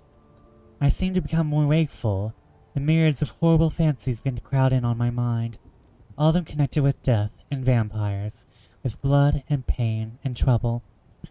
My husband involuntarily groaned as she turned to him and said lovingly, Do not fret, dear. You must be brave and strong and help me through the horrible task. You only knew what an effort it is for me to tell of this fearful thing at all. You would understand how much I need your help. I saw I must try to help the medicine to its work with my will. It was to do me any good, so resolutely I set myself to sleep. Sure enough, sleep must soon have come to me, but I remember no more. Jonathan coming in had not waked me, for he lay by my side when I next remember. There was in the room the same thin white mist that I had before noticed. I forget now if you know of this. You'll find it in my diary, which I shall show you later. I felt the same vague terror which had come to me before, and the same sense of some presence. I turned to wake Jonathan, found he slept so soundly, it seemed as if it was he who had taken the sleeping draught, and not I. I tried, but I could not wake him. This caused me a great fear. I looked around terrified, then indeed my heart sank within me. Beside the bed, as if he had stepped out of the mist, or rather the mist had turned into his figure, but had entirely disappeared, stood a tall, thin man, all in black. I knew him at once from the description of the others. The waxen face, the high, aquiline nose on which the light fell in a thin white line, the parted red lips, the sharp bright teeth showing between, and the red eyes that I had seemed to see in the sunset on the windows of St. Mary's Church at Whitby. I knew, too, the red scar on his forehead where Jonathan had struck him. For an instant my heart stood still, and I would have screamed out, only that I was paralyzed. In the pause he spoke in a sort of keen, cutting whisper, pointing as he spoke to Jonathan.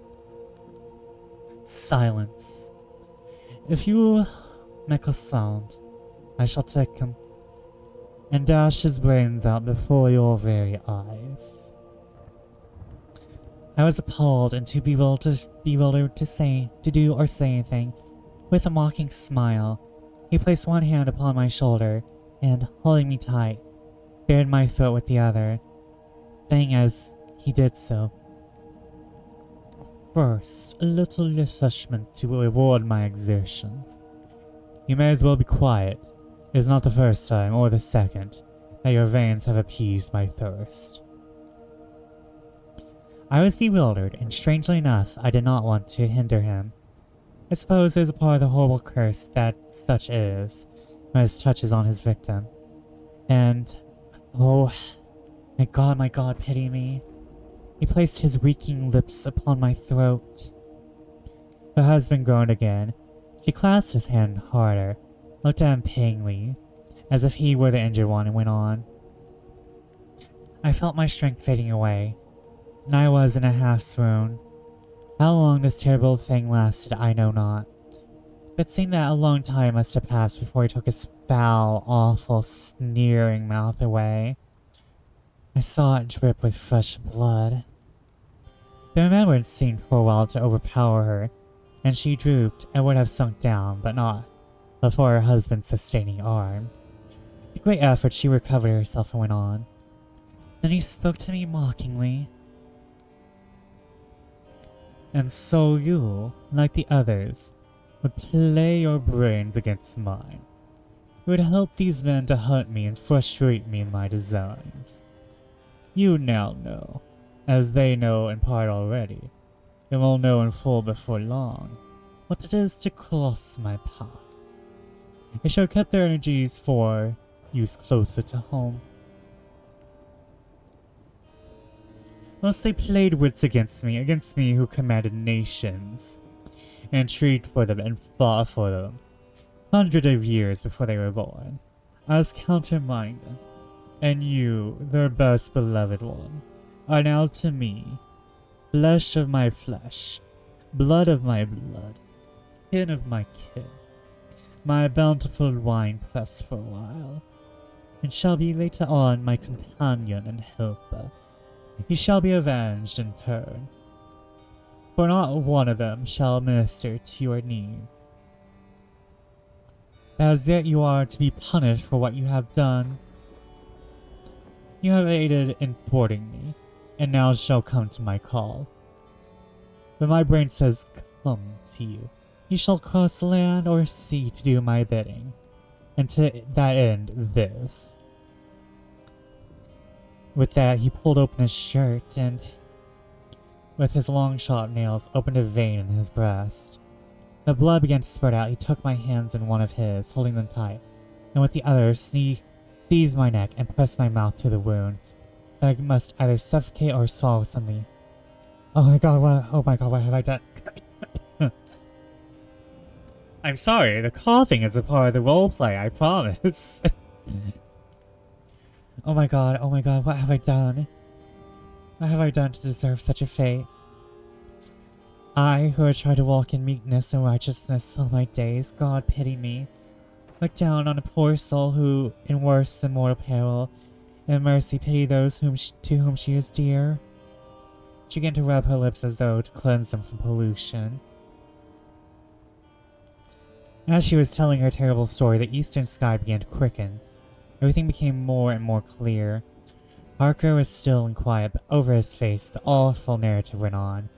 Came a grey look which deepened and deepened in the morning light.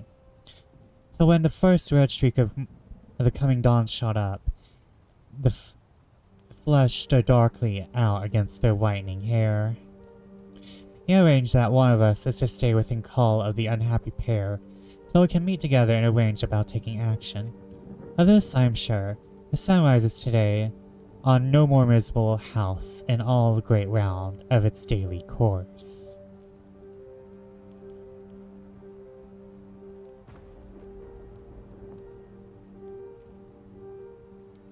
So, Mina's a vampire, guys. It's official. The coffee was a good addition. That was just my throat being dry as fuck.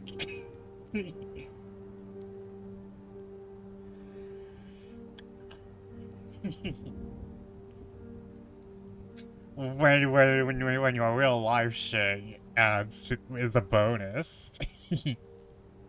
When your real life shit happening adds to the mood.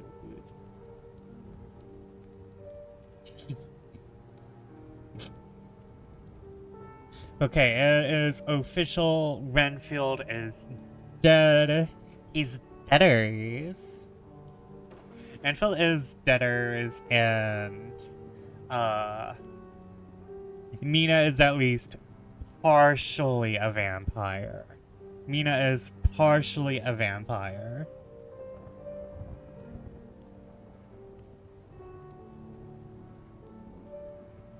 Okay, I'm just,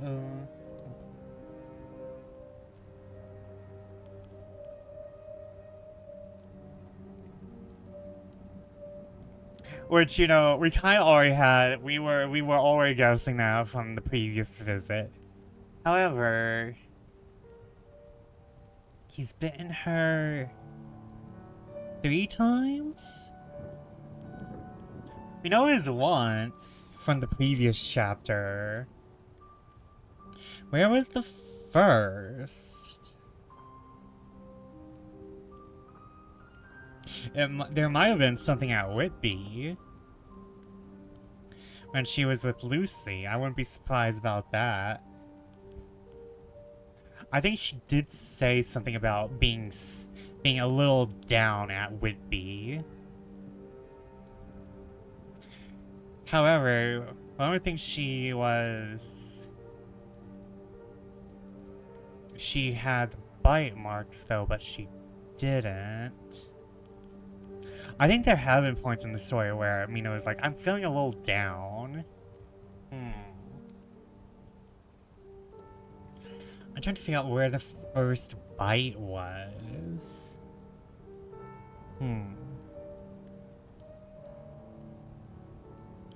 But, okay.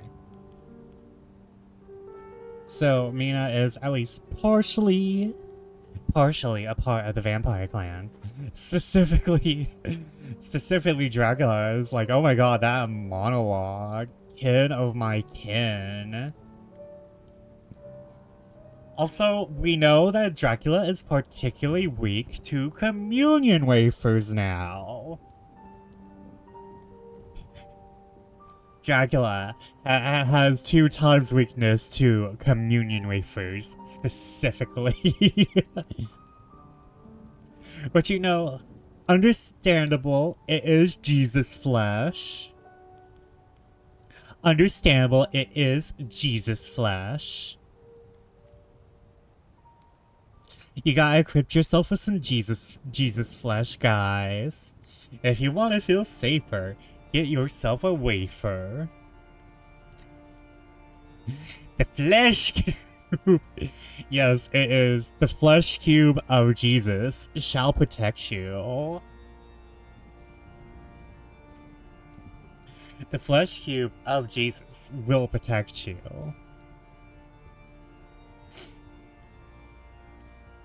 All hail the flesh cube. All hail.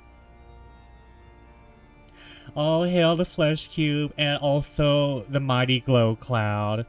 Flesh cube and glow cloud. I ship them. But okay, on to chapter 22. Hopefully we can get some reading before the next ad break.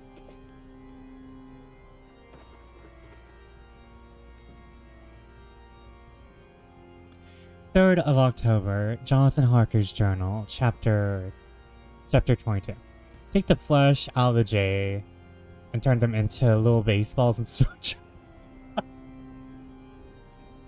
You know what? I feel Jesus would allow that.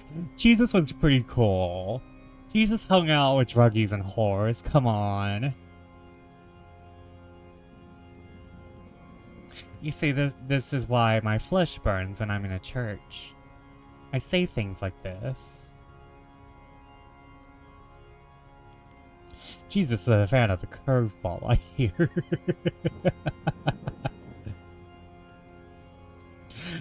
Okay, but wait. Hold on. Idea. Video game idea. Like, vampire, like, I'm not sure if it's a vampire or, like, demon slaying game idea.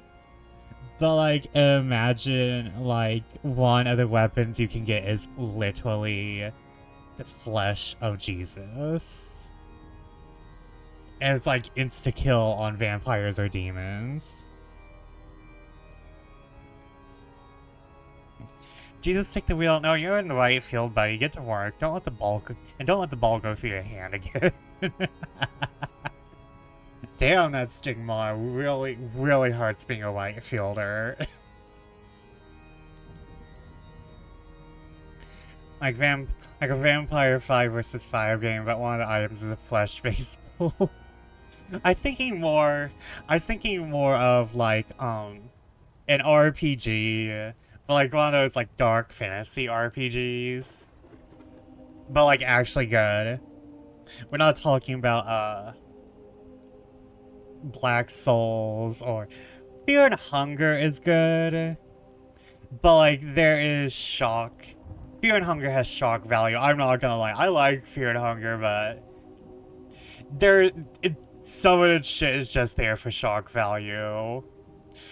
Like I'm gonna be real, Fear and Hunger has shark value. It's like shark, it has shark value, guys.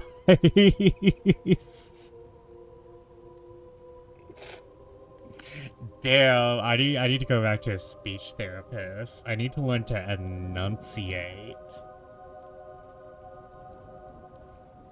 I was thinking like, a whip or like a flail that is reportedly made out of Jesus flesh.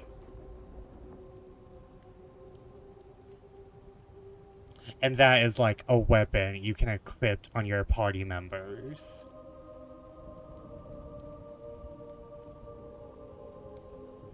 Like, Jesus's flesh has been turned into leather, and now it's a weapon. Damn, I'm saying some sacrilegious things tonight. Damn, I'm saying shit tonight that's going to get me excommunicated if I could be excommunicated. Guys, do you think the Vatican is hiding the Jesus whip, the Jesus flesh whip? Guys, do you think the Vatican is hiding the Jesus flesh whip? One of your other party members is the baker and only makes garlic bread.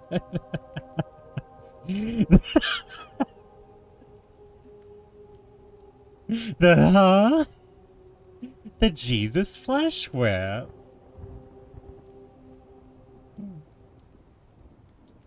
Welcome back, Henry.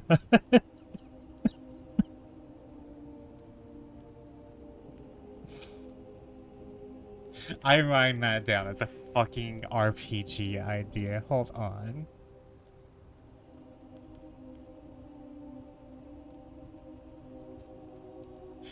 Gonna get me in trouble with the fucking... I'm going to be banned everywhere. Back from a shower. We have multiple people coming back into Jesus Flesh Whip. And me getting banned from the Vatican. Although the Vatican is just... Catholicism looks cool, but it's awful. Oh.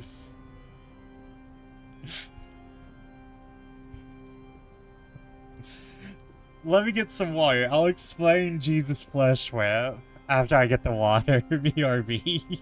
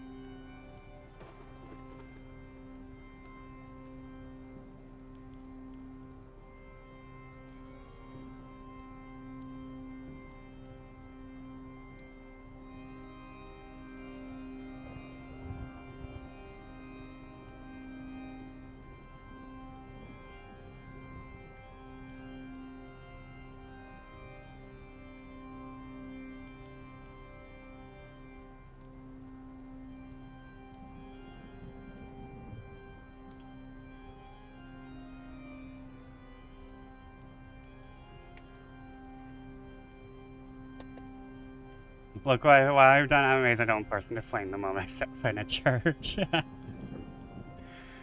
So, to explain Jesus' flesh whip. So, we have read in this chapter that the communion wafer is kind of like basically, Dracula and apparently vampires are like uber weak to the communion wafer, because like Van Helsing like held up the communion wafer as like back beast. And then I was like, oh, wait, yeah, the metaphor, the wafer is Jesus flesh. We eat the Jesus flesh. Apparently the Jesus flesh is not, it does not get absorbed into our system, but you know, we can talk about Jesus more later. Now, now we are just talking about the flesh. God, I'm going to hell. Gods, I'm going to some form of hell. Doesn't matter that I'm honest. God is going to step in and say, this child needs to go.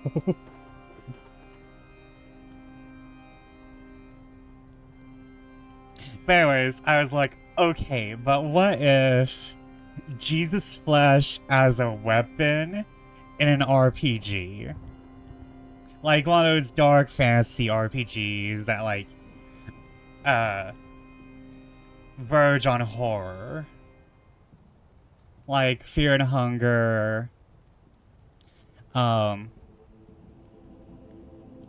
Fear and Hunger, Black Souls, though we don't talk about Black Souls because Black Souls is horrible and a lot of those games are fucking horrible. Like, a lot of people talk about how horrible Fear and Hunger is, but let's be real, Fear and Hunger is probably like the least worst. The least worst of them shock value dark fantasy horror games. But anyways. And like I was like, okay. And my brain was like, wait. Flesh can be tanned. Flesh can be used as a leather. Human flesh has been used as a leather for multiple things, though rarely. We have books in human leather. I'm glad my parents can't hear me right now. And I was like, wait, Jesus flesh whip, because whips are made out of leather. And imagine like Jesus flesh whip. And it like instantly kills demons and vampires. You turn the corner and you see all of us who participate in chat tonight huddling together. Also, fun fact, you need to eat about 250,000 wafers to eat an entire Jesus by body weight.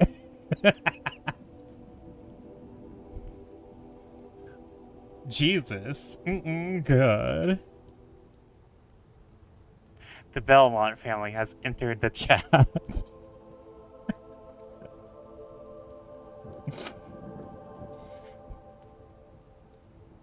This whip was... Oh no, now I need to... No, wait. Now I need to draw the Jesus whip. And I think I need... Has anyone seen Omega Black's art? He did the cover art for my book. So now I'm thinking... kind of like an equip screen in the style of Omega Black. And describes the whip. Okay. God damn it, another idea to draw. What should I call the Jesus whip? I could literally call it Jesus whip.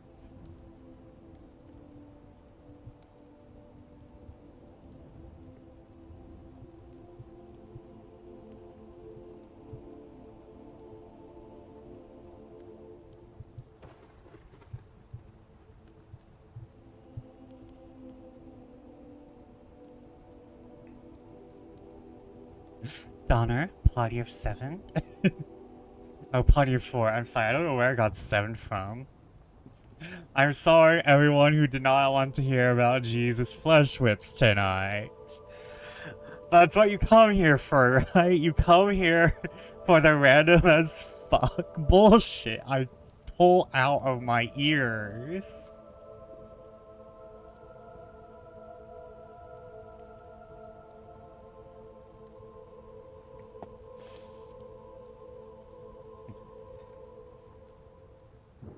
The people in the watching the vlog are gonna have such a good time. Hello, YouTube. I apologize. Star was 7. Now there's 4. Don't ask what happened to the 3.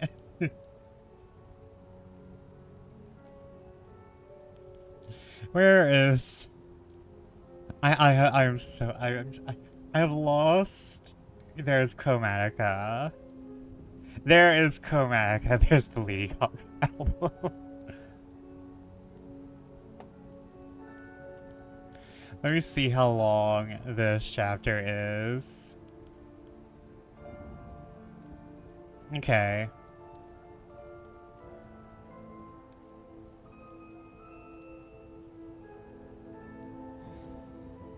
Chapter 22, Jonathan Harker's Journal, 3rd of October.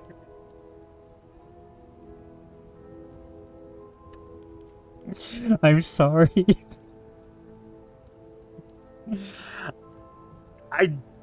Literally, the last marble just rolled out of my fucking marble jar.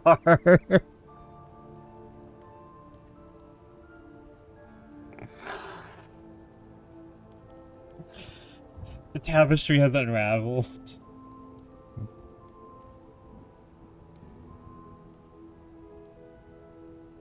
The threads, they've been cut.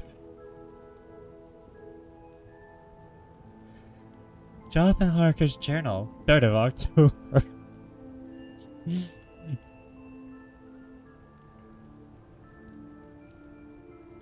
Get your Jesus flesh rip now on QVC.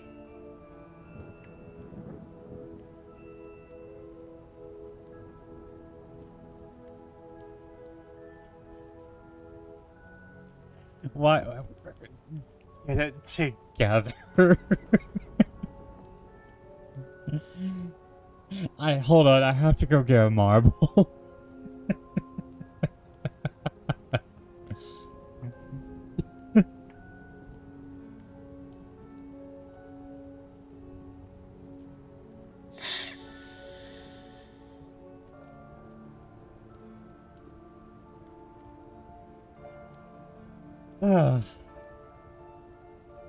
Vespers lost the plot. I was barely holding on to it.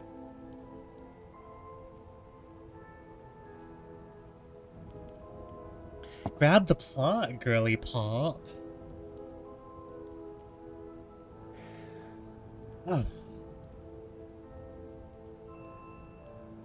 You're welcome, YouTube. Jonathan Harker's Journal, 3rd of October. As I must do something or go mad, I write this diary. It is now 6 o'clock, and we are to meet in the study in half an hour to take something to eat. Dr. Van Helsing and Dr. Sood are agreed that if we do not eat, we cannot work our best. Our best will be, God knows, required today. Let's keep writing at every chance, for I dare not stop to think. All big and little must go down, perhaps at the end of the little things may teach us the most. The teaching, big or little, could not have landed Mina or me anywhere worse than we are today. I must trust and hope. Poor Mina told me just now, with tears running down her dear cheeks, that it is in trouble and trial that our faith is tested. We must keep on trusting, that God will aid us to the end. The end, oh my God, what end? To work. When Dr. Van Helsing and Dr. Seward had come back from seeing poor Ranfield, we went gravely into what was to be done.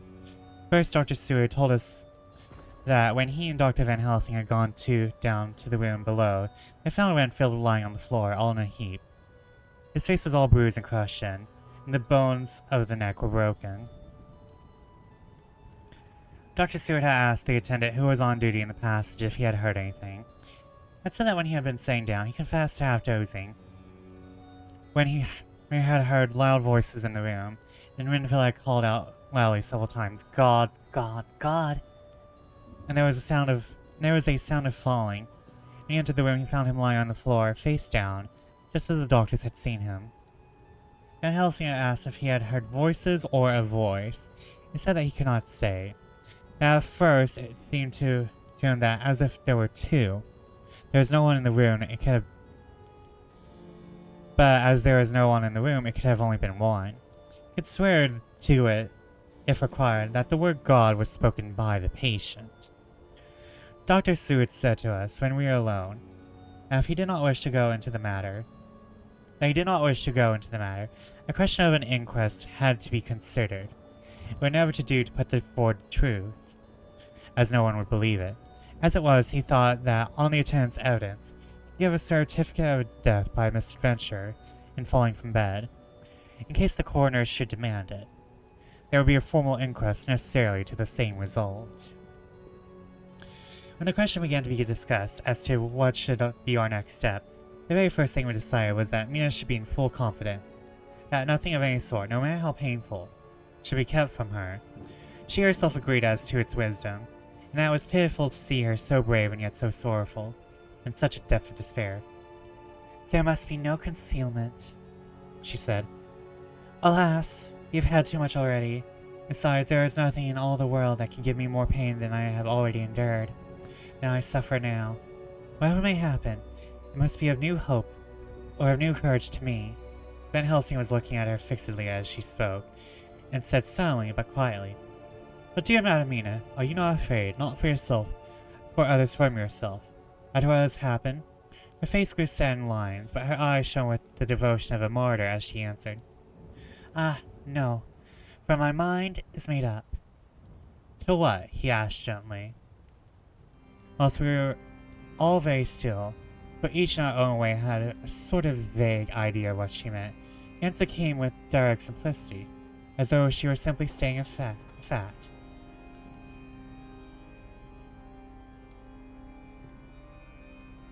"'Cause if I find it myself, I shall keenly watch for it, a sign of harm to any that I love, I shall die." "You would not kill yourself?" he asked hoarsely. "I would, if there were no friend who loved me, who would save me such a pain, and so desperate an effort." She looked at him meaningly as she spoke. He was sitting down, but now he rose and came close to her, put his hand on her head, and said solemnly, "My child, there is such an one. My child, there is such an one. If it were for your own good, for myself, I could hold in my own account with God to find such an euthanasia for you. Even at this moment, if it were best. Nay, were it safe, but my child." For a moment he seemed choked. The great sob rose in his throat. He gulped it down and went on. "There are here some who would stand between you and death. You must not die. You must not die by any hand, but least of all by your own. Until the other, who has followed your sweet life, is true dead, you must not die. For if he's still with the quick undead, your death would make you even as he is. No, you must live. You must struggle and strive to live, though death would seem a boon unspeakable. You must fight death himself, though he come to you in pain or in joy, by the day or the night, in safety or in peril.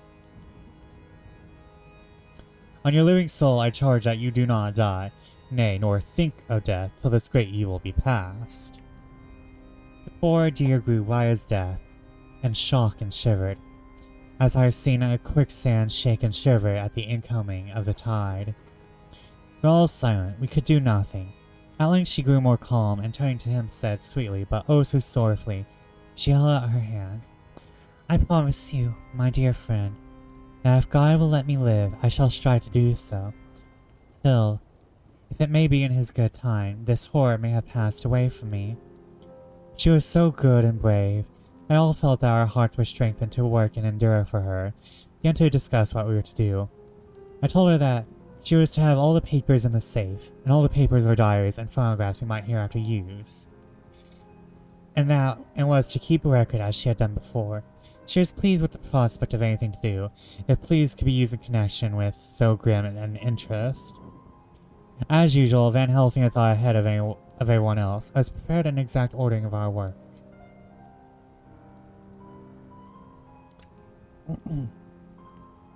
Sorry, my toe is itchy. Or my claw. I'm a bat after all. At least in this form. Huh? Why?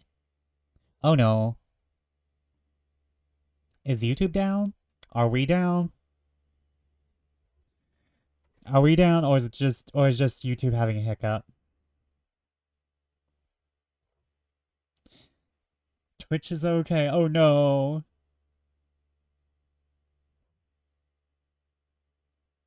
Hold on. Let me see if YouTube at all will load.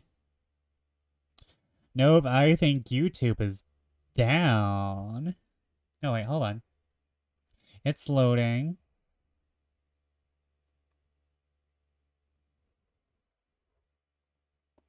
Is it like this page? Hold on.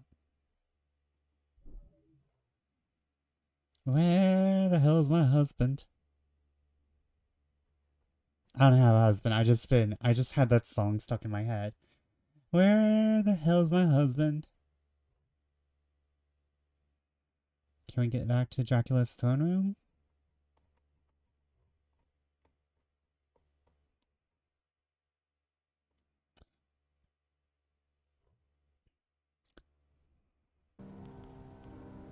I don't know what was happening. It just stopped for a sec.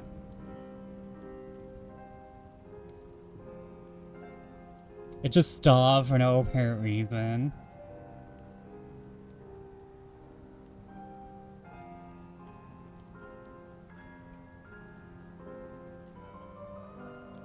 It's perhaps well, he said, that after our visit to Carfax, we decided to not do anything with the earth boxes that lay there. Had we done so, the Count must have guessed our purpose. No doubt has taken measures in advance to frustrate such an effort with regard to the others. But now he does not know our intentions, nay, more, in all probability, does not know that such a power exists to us, as can sterilize his lairs. So he cannot use them as of old. We are now much further advanced in our knowledge as to their disposition that we examine the house at Piccadilly. We may track the very last of them. Jay, then, is ours, and in it rests our hope. The sun that rose on our sorrow this morning guards us in its course. Till it sets tonight, that monster must retain whatever form he has now. He is confined within the limitations of his earthly envelope. He cannot melt into thin air, nor disappear through cracks or chinks or crannies. If you go through a doorway, he must open the door like a mortal. And so, we have this day to hunt out all his lairs and sterilize them. So we shall. We have not yet catch him and destroy him. Drive him to bay in some place where the catching and destroying shall be in time, sure. I started for I cannot contain myself at the thought that the minutes and seconds so preciously laden with Mina's life, happiness were flying from us. Since while we talk, action was impossible, but Van Helsing held up his hand warningly. Nay, friend Jonathan, in this the quickest way home is the longest way. So your proverb say. We shall act, and act with desperate quick, when time has come, but think. All the probable key of the situation is in that house in Piccadilly. The Count may have many houses which he has bought. Out of them he will have deeds of purchase, keys, and other things. He'll have the paper that he write on. He'll have his book of checks. There are many belongings that he must have somewhere. Why not in his place so central, so quiet? He come and go by the front or back at all hour. And in the very vast of the traffic there is none to notice. We shall go there and search that house. When we learn what it holds, then we do what our friend Arthur called in his phrases of hunt, stop the earths. So we run down our old fox, so, is it not?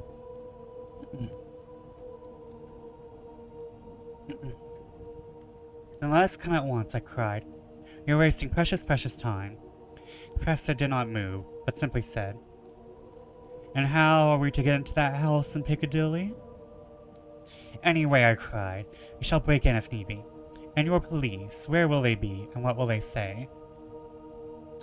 I was staggered, but I knew that if he wished to delay, he had a good reason for it, so I said as quietly as I could,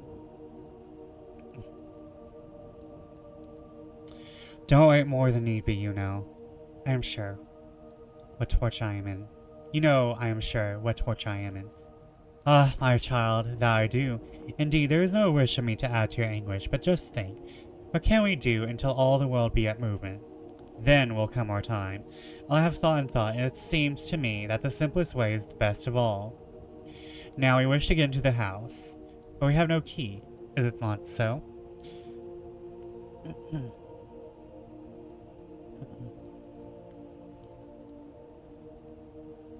"Now suppose that you are, in truth, the owner of that house, and could not still get in, and think that was to you no conscience of the housebreaker, what would you do?"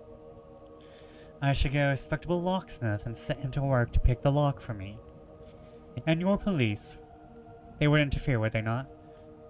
"Oh no, not if they knew the man was properly employed." "Then," he looked keenly at me as he spoke, "all that is in doubt is the conscience of the employer, the belief of your policeman as to whether or not the employer in good conscience or a bad one has a good conscience or a bad one. Your police must indeed be zealous men and clever, oh so clever, in reading the heart, that they trouble themselves in such matter. No, no, my friend Jonathan, you must go take the lock off 100 empty house in your London, or of any city in the world.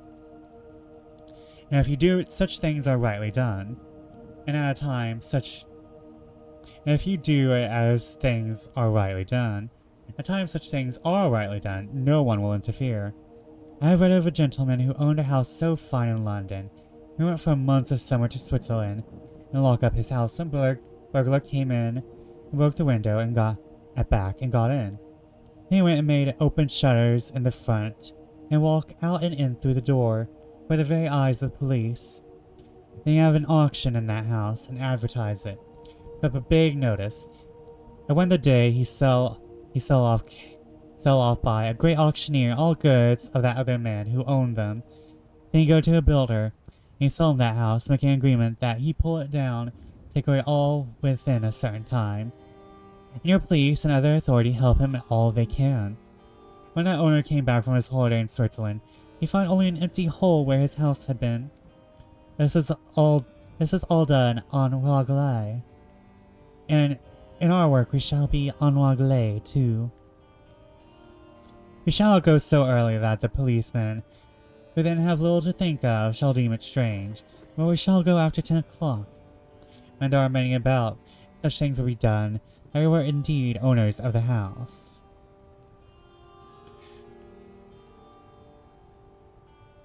I could not see how right he was, and the terrible despair of Mina's face became a relaxed thought. There was hope in such a good counsel. Van Helsing went on. When once in that house, we find more clues. At any rate, some of us can remain there, whilst the rest can find the other places where there be more earth boxes. At Bermondsey and at Mile End.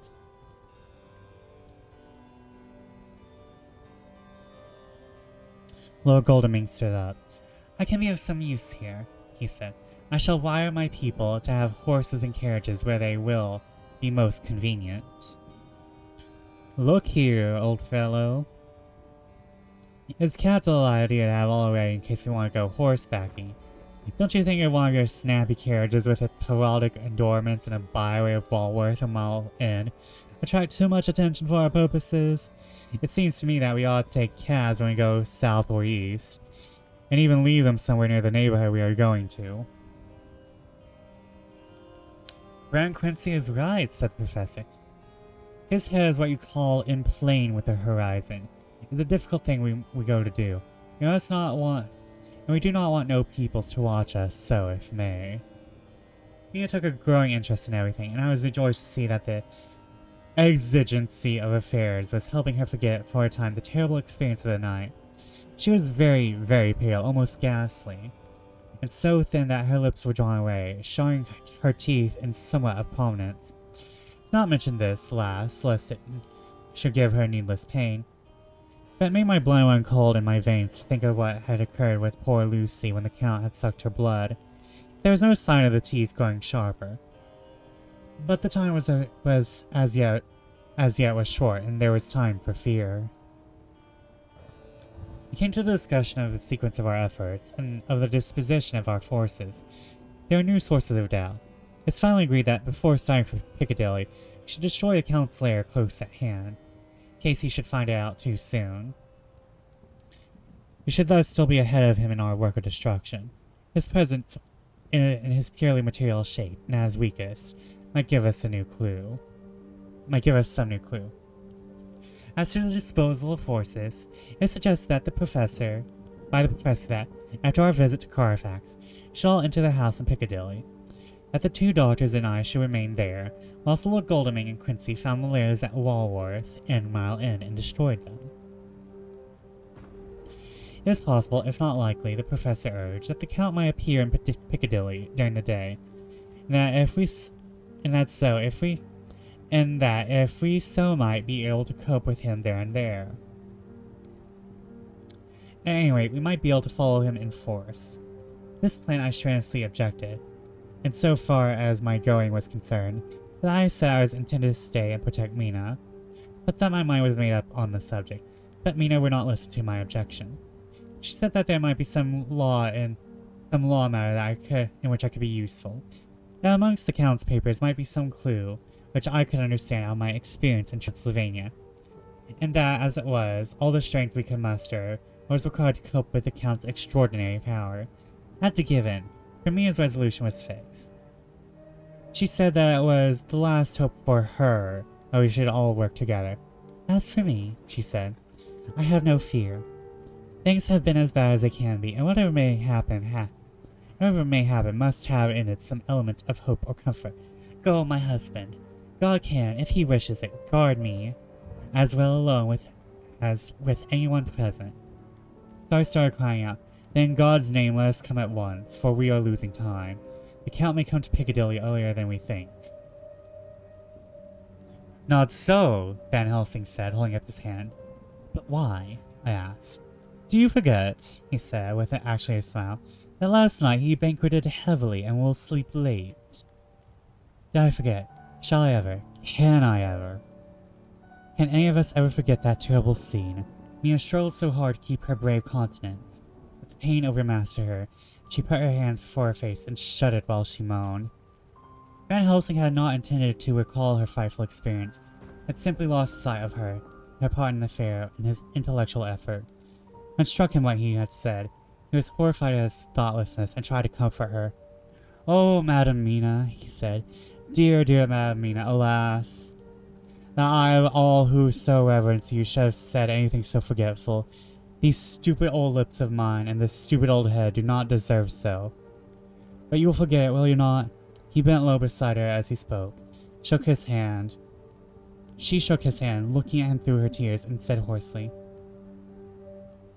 No, I shall not forget, for as well as I remember, and with it, I have much memory of you that is sweet, and I take it all together. Now you must all be going soon. Breakfast is ready. We must all eat that we may be strong. Breakfast was a strange meal to us all. We tried to be cheerful and encourage each other, and he was the brightest and most cheerful of us. When it was over, Van Helsing stood up and said, Now, my dear friends, we go forth to our terrible enterprise. Are we all armed, as we were on that night when we first visited our enemy's lair, armed against this ghostly, as well as carnal attack? We all assured him. Then it is well. Now, Madam Mina, you are in any case quite safe here until sunset. For then we shall return, if we shall return. Before we go, let me see you armed against personal attack. I have myself, since you came down, prepared your chamber by placing things of which we know, so that he may not enter. Now let me guard you. Now let me guard yourself. On your forehead, I touch this piece of sacred wafer. Yeah.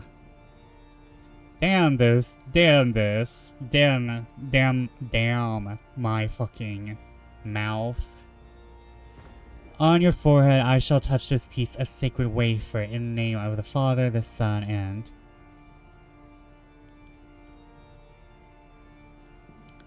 There was a fearful scream which almost froze our hearts to hear. As he placed the wafer on Mina's forehead, had seared it, had burned into the flesh as though it had been a piece of white-hot metal. My poor darling's brain had told her the significance of the fact quickly as her nerves received the pain of it. And the two so overwhelmed her that her overwrought nature had its voice in that dreadful scream. The words to her thought came quickly. The echo of the scream had not ceased to ring on the air. There came the reaction, and she sank on her knees on the floor in agony of abasement, pulling her beautiful hair over her face. As the leper of his old mantle, she wailed out, "Unclean, unclean! Even the Almighty shuns my polluted flesh. I must think of this mark of shame upon my forehead until Judgment Day." They all paused. I had thrown myself beside her in an agony of helpless grief, putting my arms around her held tight. For a few minutes, our sorrowful hearts beat together, whilst the friends around us turned away their eyes that ran tears silently. Then Van Helsing turned and said gravely, so gravely that I could not help feeling he was in some way inspired, and was saying things outside himself. Sorry, let me drink.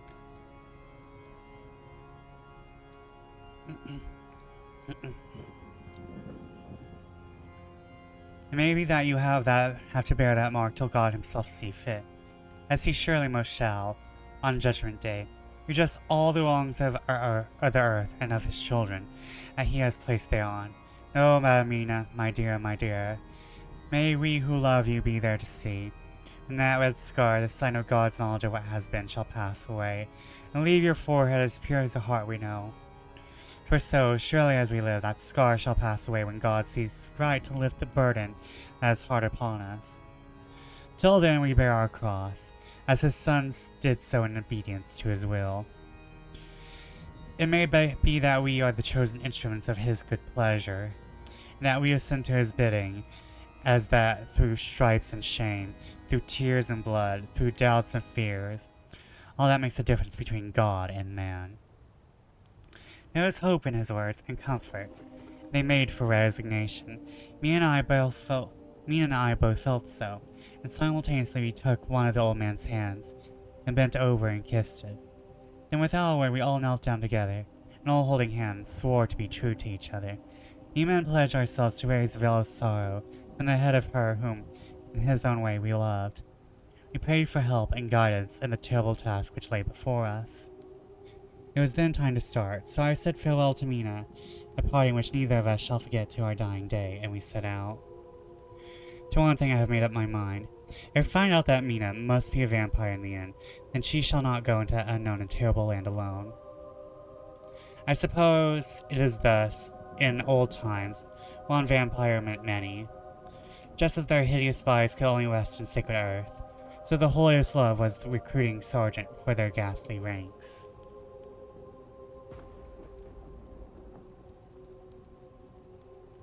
We entered Carfax without trouble, found all things same as on the first occasion. It's hard to believe that amongst so prosaic surroundings of neglect and dust and decay, there was any ground for such fear as we already knew. Had our minds not been made up, and had there not been terrible memories to spur us on, we had hardly proceeded with our task. We found no papers, or any sign of use in the house. In the old chapel, the great boxes looked just as we had left them last. Dr. Van Helsing said to us solemnly as we stood before them, "And now, my friends, we have a duty here to do. We must sterilize this earth, so sacred of holy memories, as brought from a land distant for such fell use. He has chosen this earth because it has been holy. We must defeat him with his own weapon, for we make it more holy still. It was sanctified to such use of man, now we sanctify it to God." As he spoke, he took from his bag a screwdriver and a wrench, and very soon the top of one of the cases was thrown open. The air smelled musty and close, but we did not somehow seem to mind, for our attention was concentrated on the professor. Taking from his box a piece of the sacred wafer, he laid it reverently on the earth, then shutting down the lid to begin to screw it home, we aiding him as he worked. One by one, we treated in the same way each of the great boxes, and left them as we had found them, all to appearance. But in each was a portion of the host. Jesus flesh cubes! Jesus flesh cubes. When we closed the door behind us, the professor said solemnly, "So much already done. Maybe that, with all the others, we can be so successful, then the sunset of this evening may shine on Mad Mina's forehead, all right as ivory and with no stain." As we passed the lawn on our way to the station to catch our train, you could see the front of the asylum. I looked eagerly, and in the window of my own room I saw Mina. I waved my hand to her and nodded to tell her our work there was successfully accomplished. She nodded in reply to show that she understood. The last I saw, she was waving her hand in farewell. It was with a heavy heart that we sought the station and caught the train, for steaming as we reached the platform. I have written this in the train.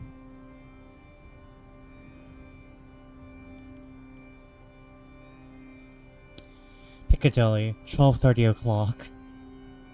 12:30 o'clock, my man.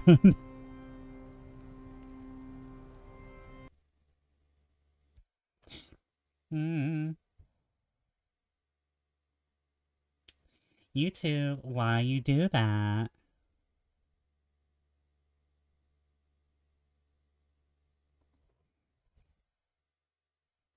Come on, I just want to have my elemental sound works while I...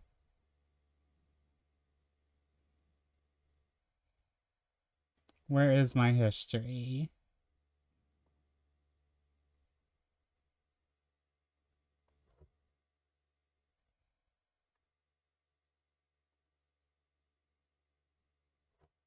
Thank you. Back to Dracula's throne room. Thank you.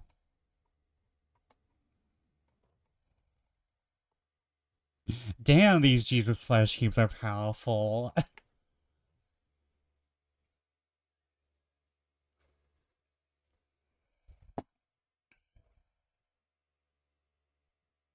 Literally, this... I think that this is a loop, but apparently the last song that was a part of this playlist is called The End Approaches, which is, you know, kind of perfect.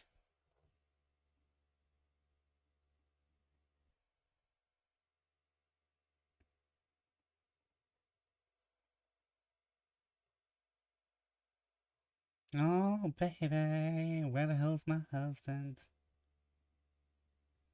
It was there. Boonie. I see the boonie.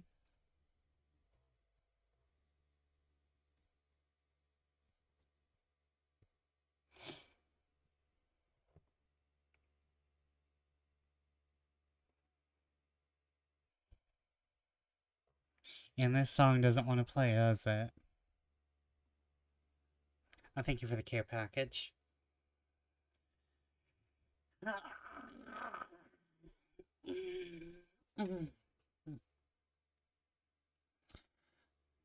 I gotta read for a while longer. Yeah, we have just a little bit left, and then we will be on chapter. We'll be on chapter 23. And then I will end. Since YouTube doesn't want to work, I'll just bring up the in-house DJ. DJ, drop the beat.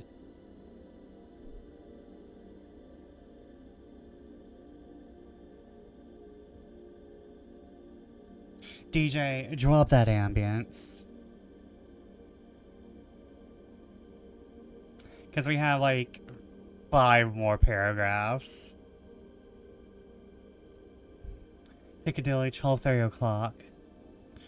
Just before we reached Fenchurch Street, Lord Godalming said to me, Quincy and I will find a locksmith. You better not come with, just in case there should be any difficulty. For under circumstances, it wouldn't seem so bad for us to break into an empty home. But you are a solicitor, and the Incorporated Law Society might tell you that you should have known better. I demurred as to not sharing any danger even of odium, but he went on. Besides, it will attract less attention if there are not too many of us. My title will make it alright with the locksmith, with any policeman that might come along. You better go with Jack and the professor and stay in the Green Park. Somewhere inside the house. When you see the door open and a smith has gone away, you all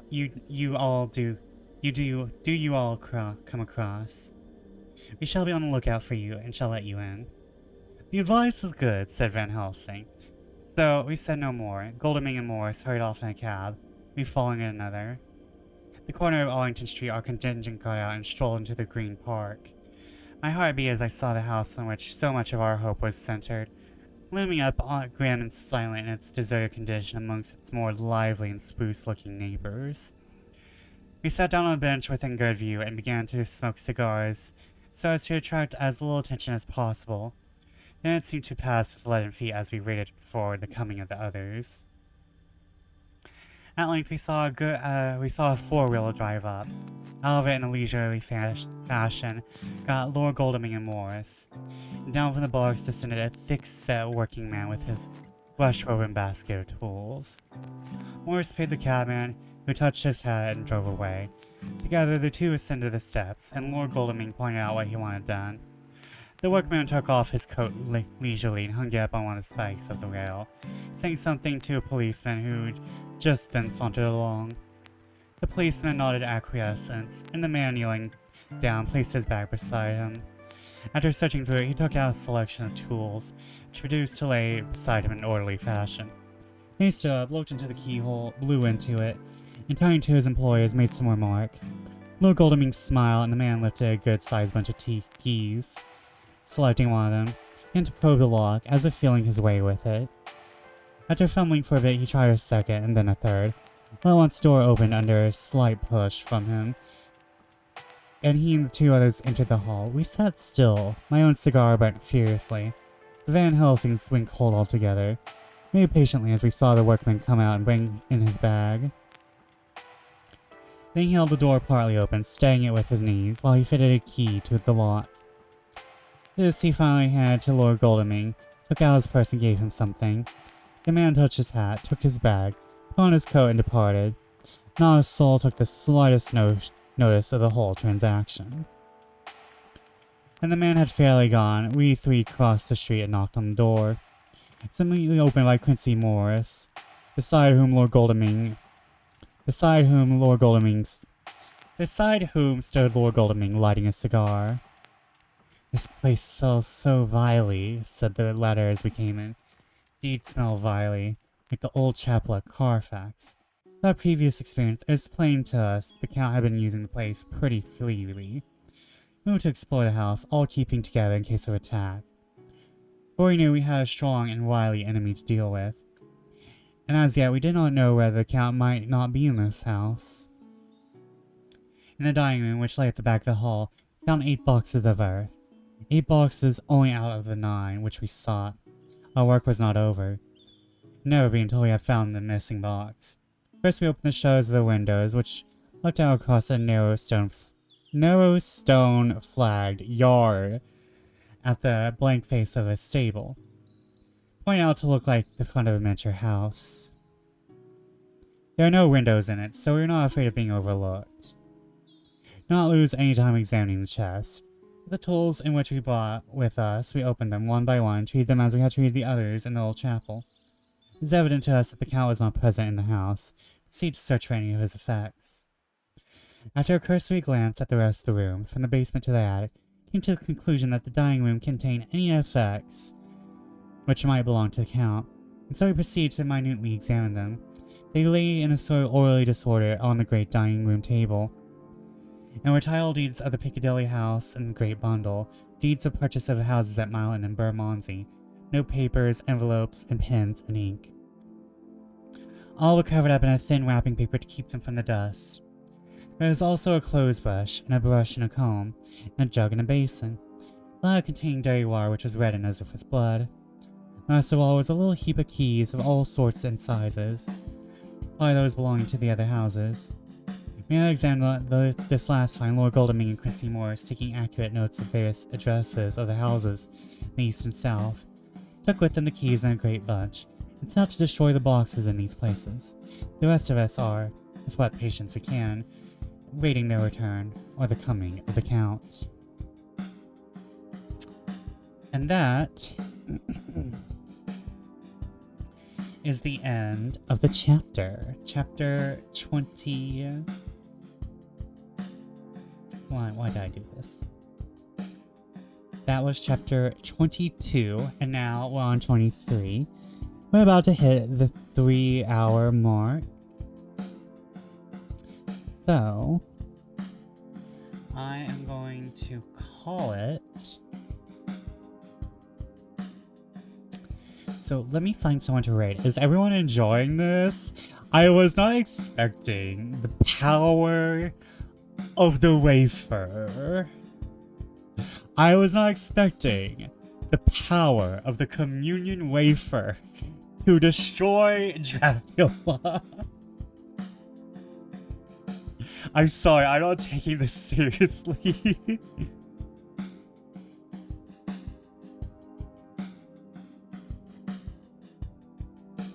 I am not taking it seriously. Ah, yes, the communion wafer. Dracula's worst enemy. What is going on here? Hello? God, if you can hear me. What did you put in Bram Stoker's Cheerios version where he's allergic to peanuts and they give him a peanut butter cracker? Wait, what if garlic bread communion wafer? What if garlic bread communion wafer?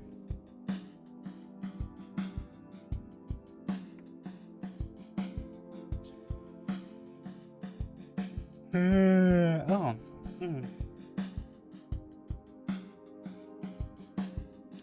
Who is on? Who is on? Who is on? Okay, we have Kira, who is still playing Resident Evil. We have Piali, who is playing Dice a Million.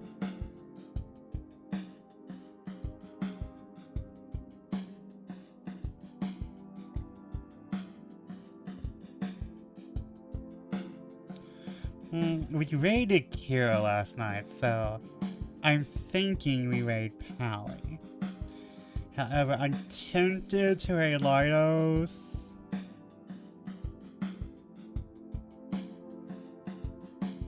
However, Lidos is kind of deep in Paranormal side.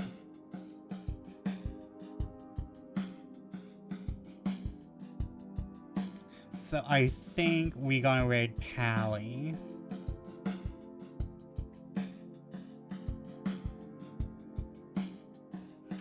Thank you guys, I'm having fun. This is...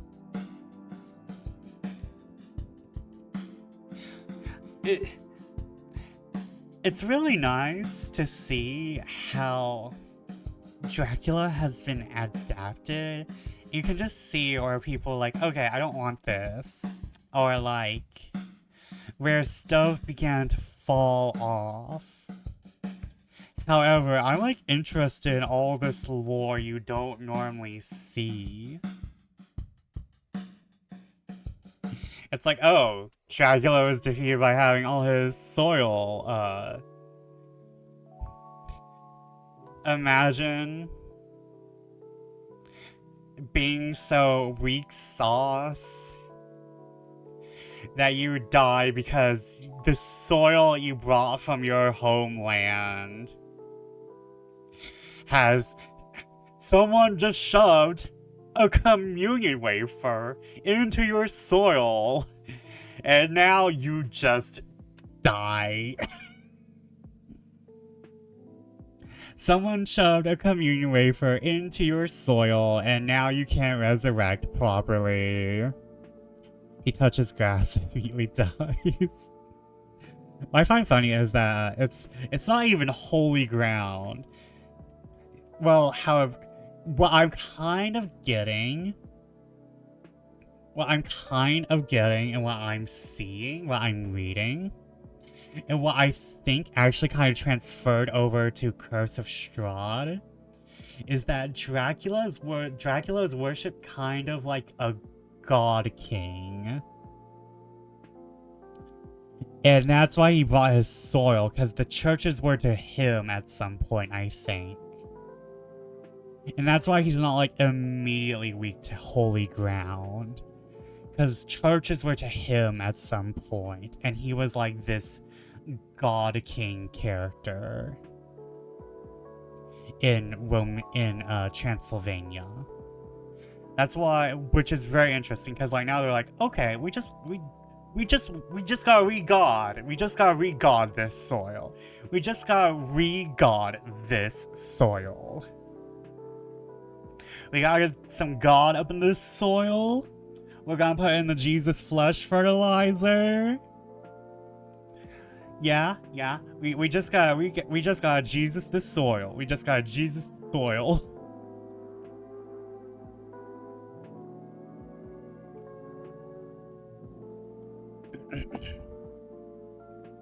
Laying down lows to buy some god fertilizer for your pagan heathen soil.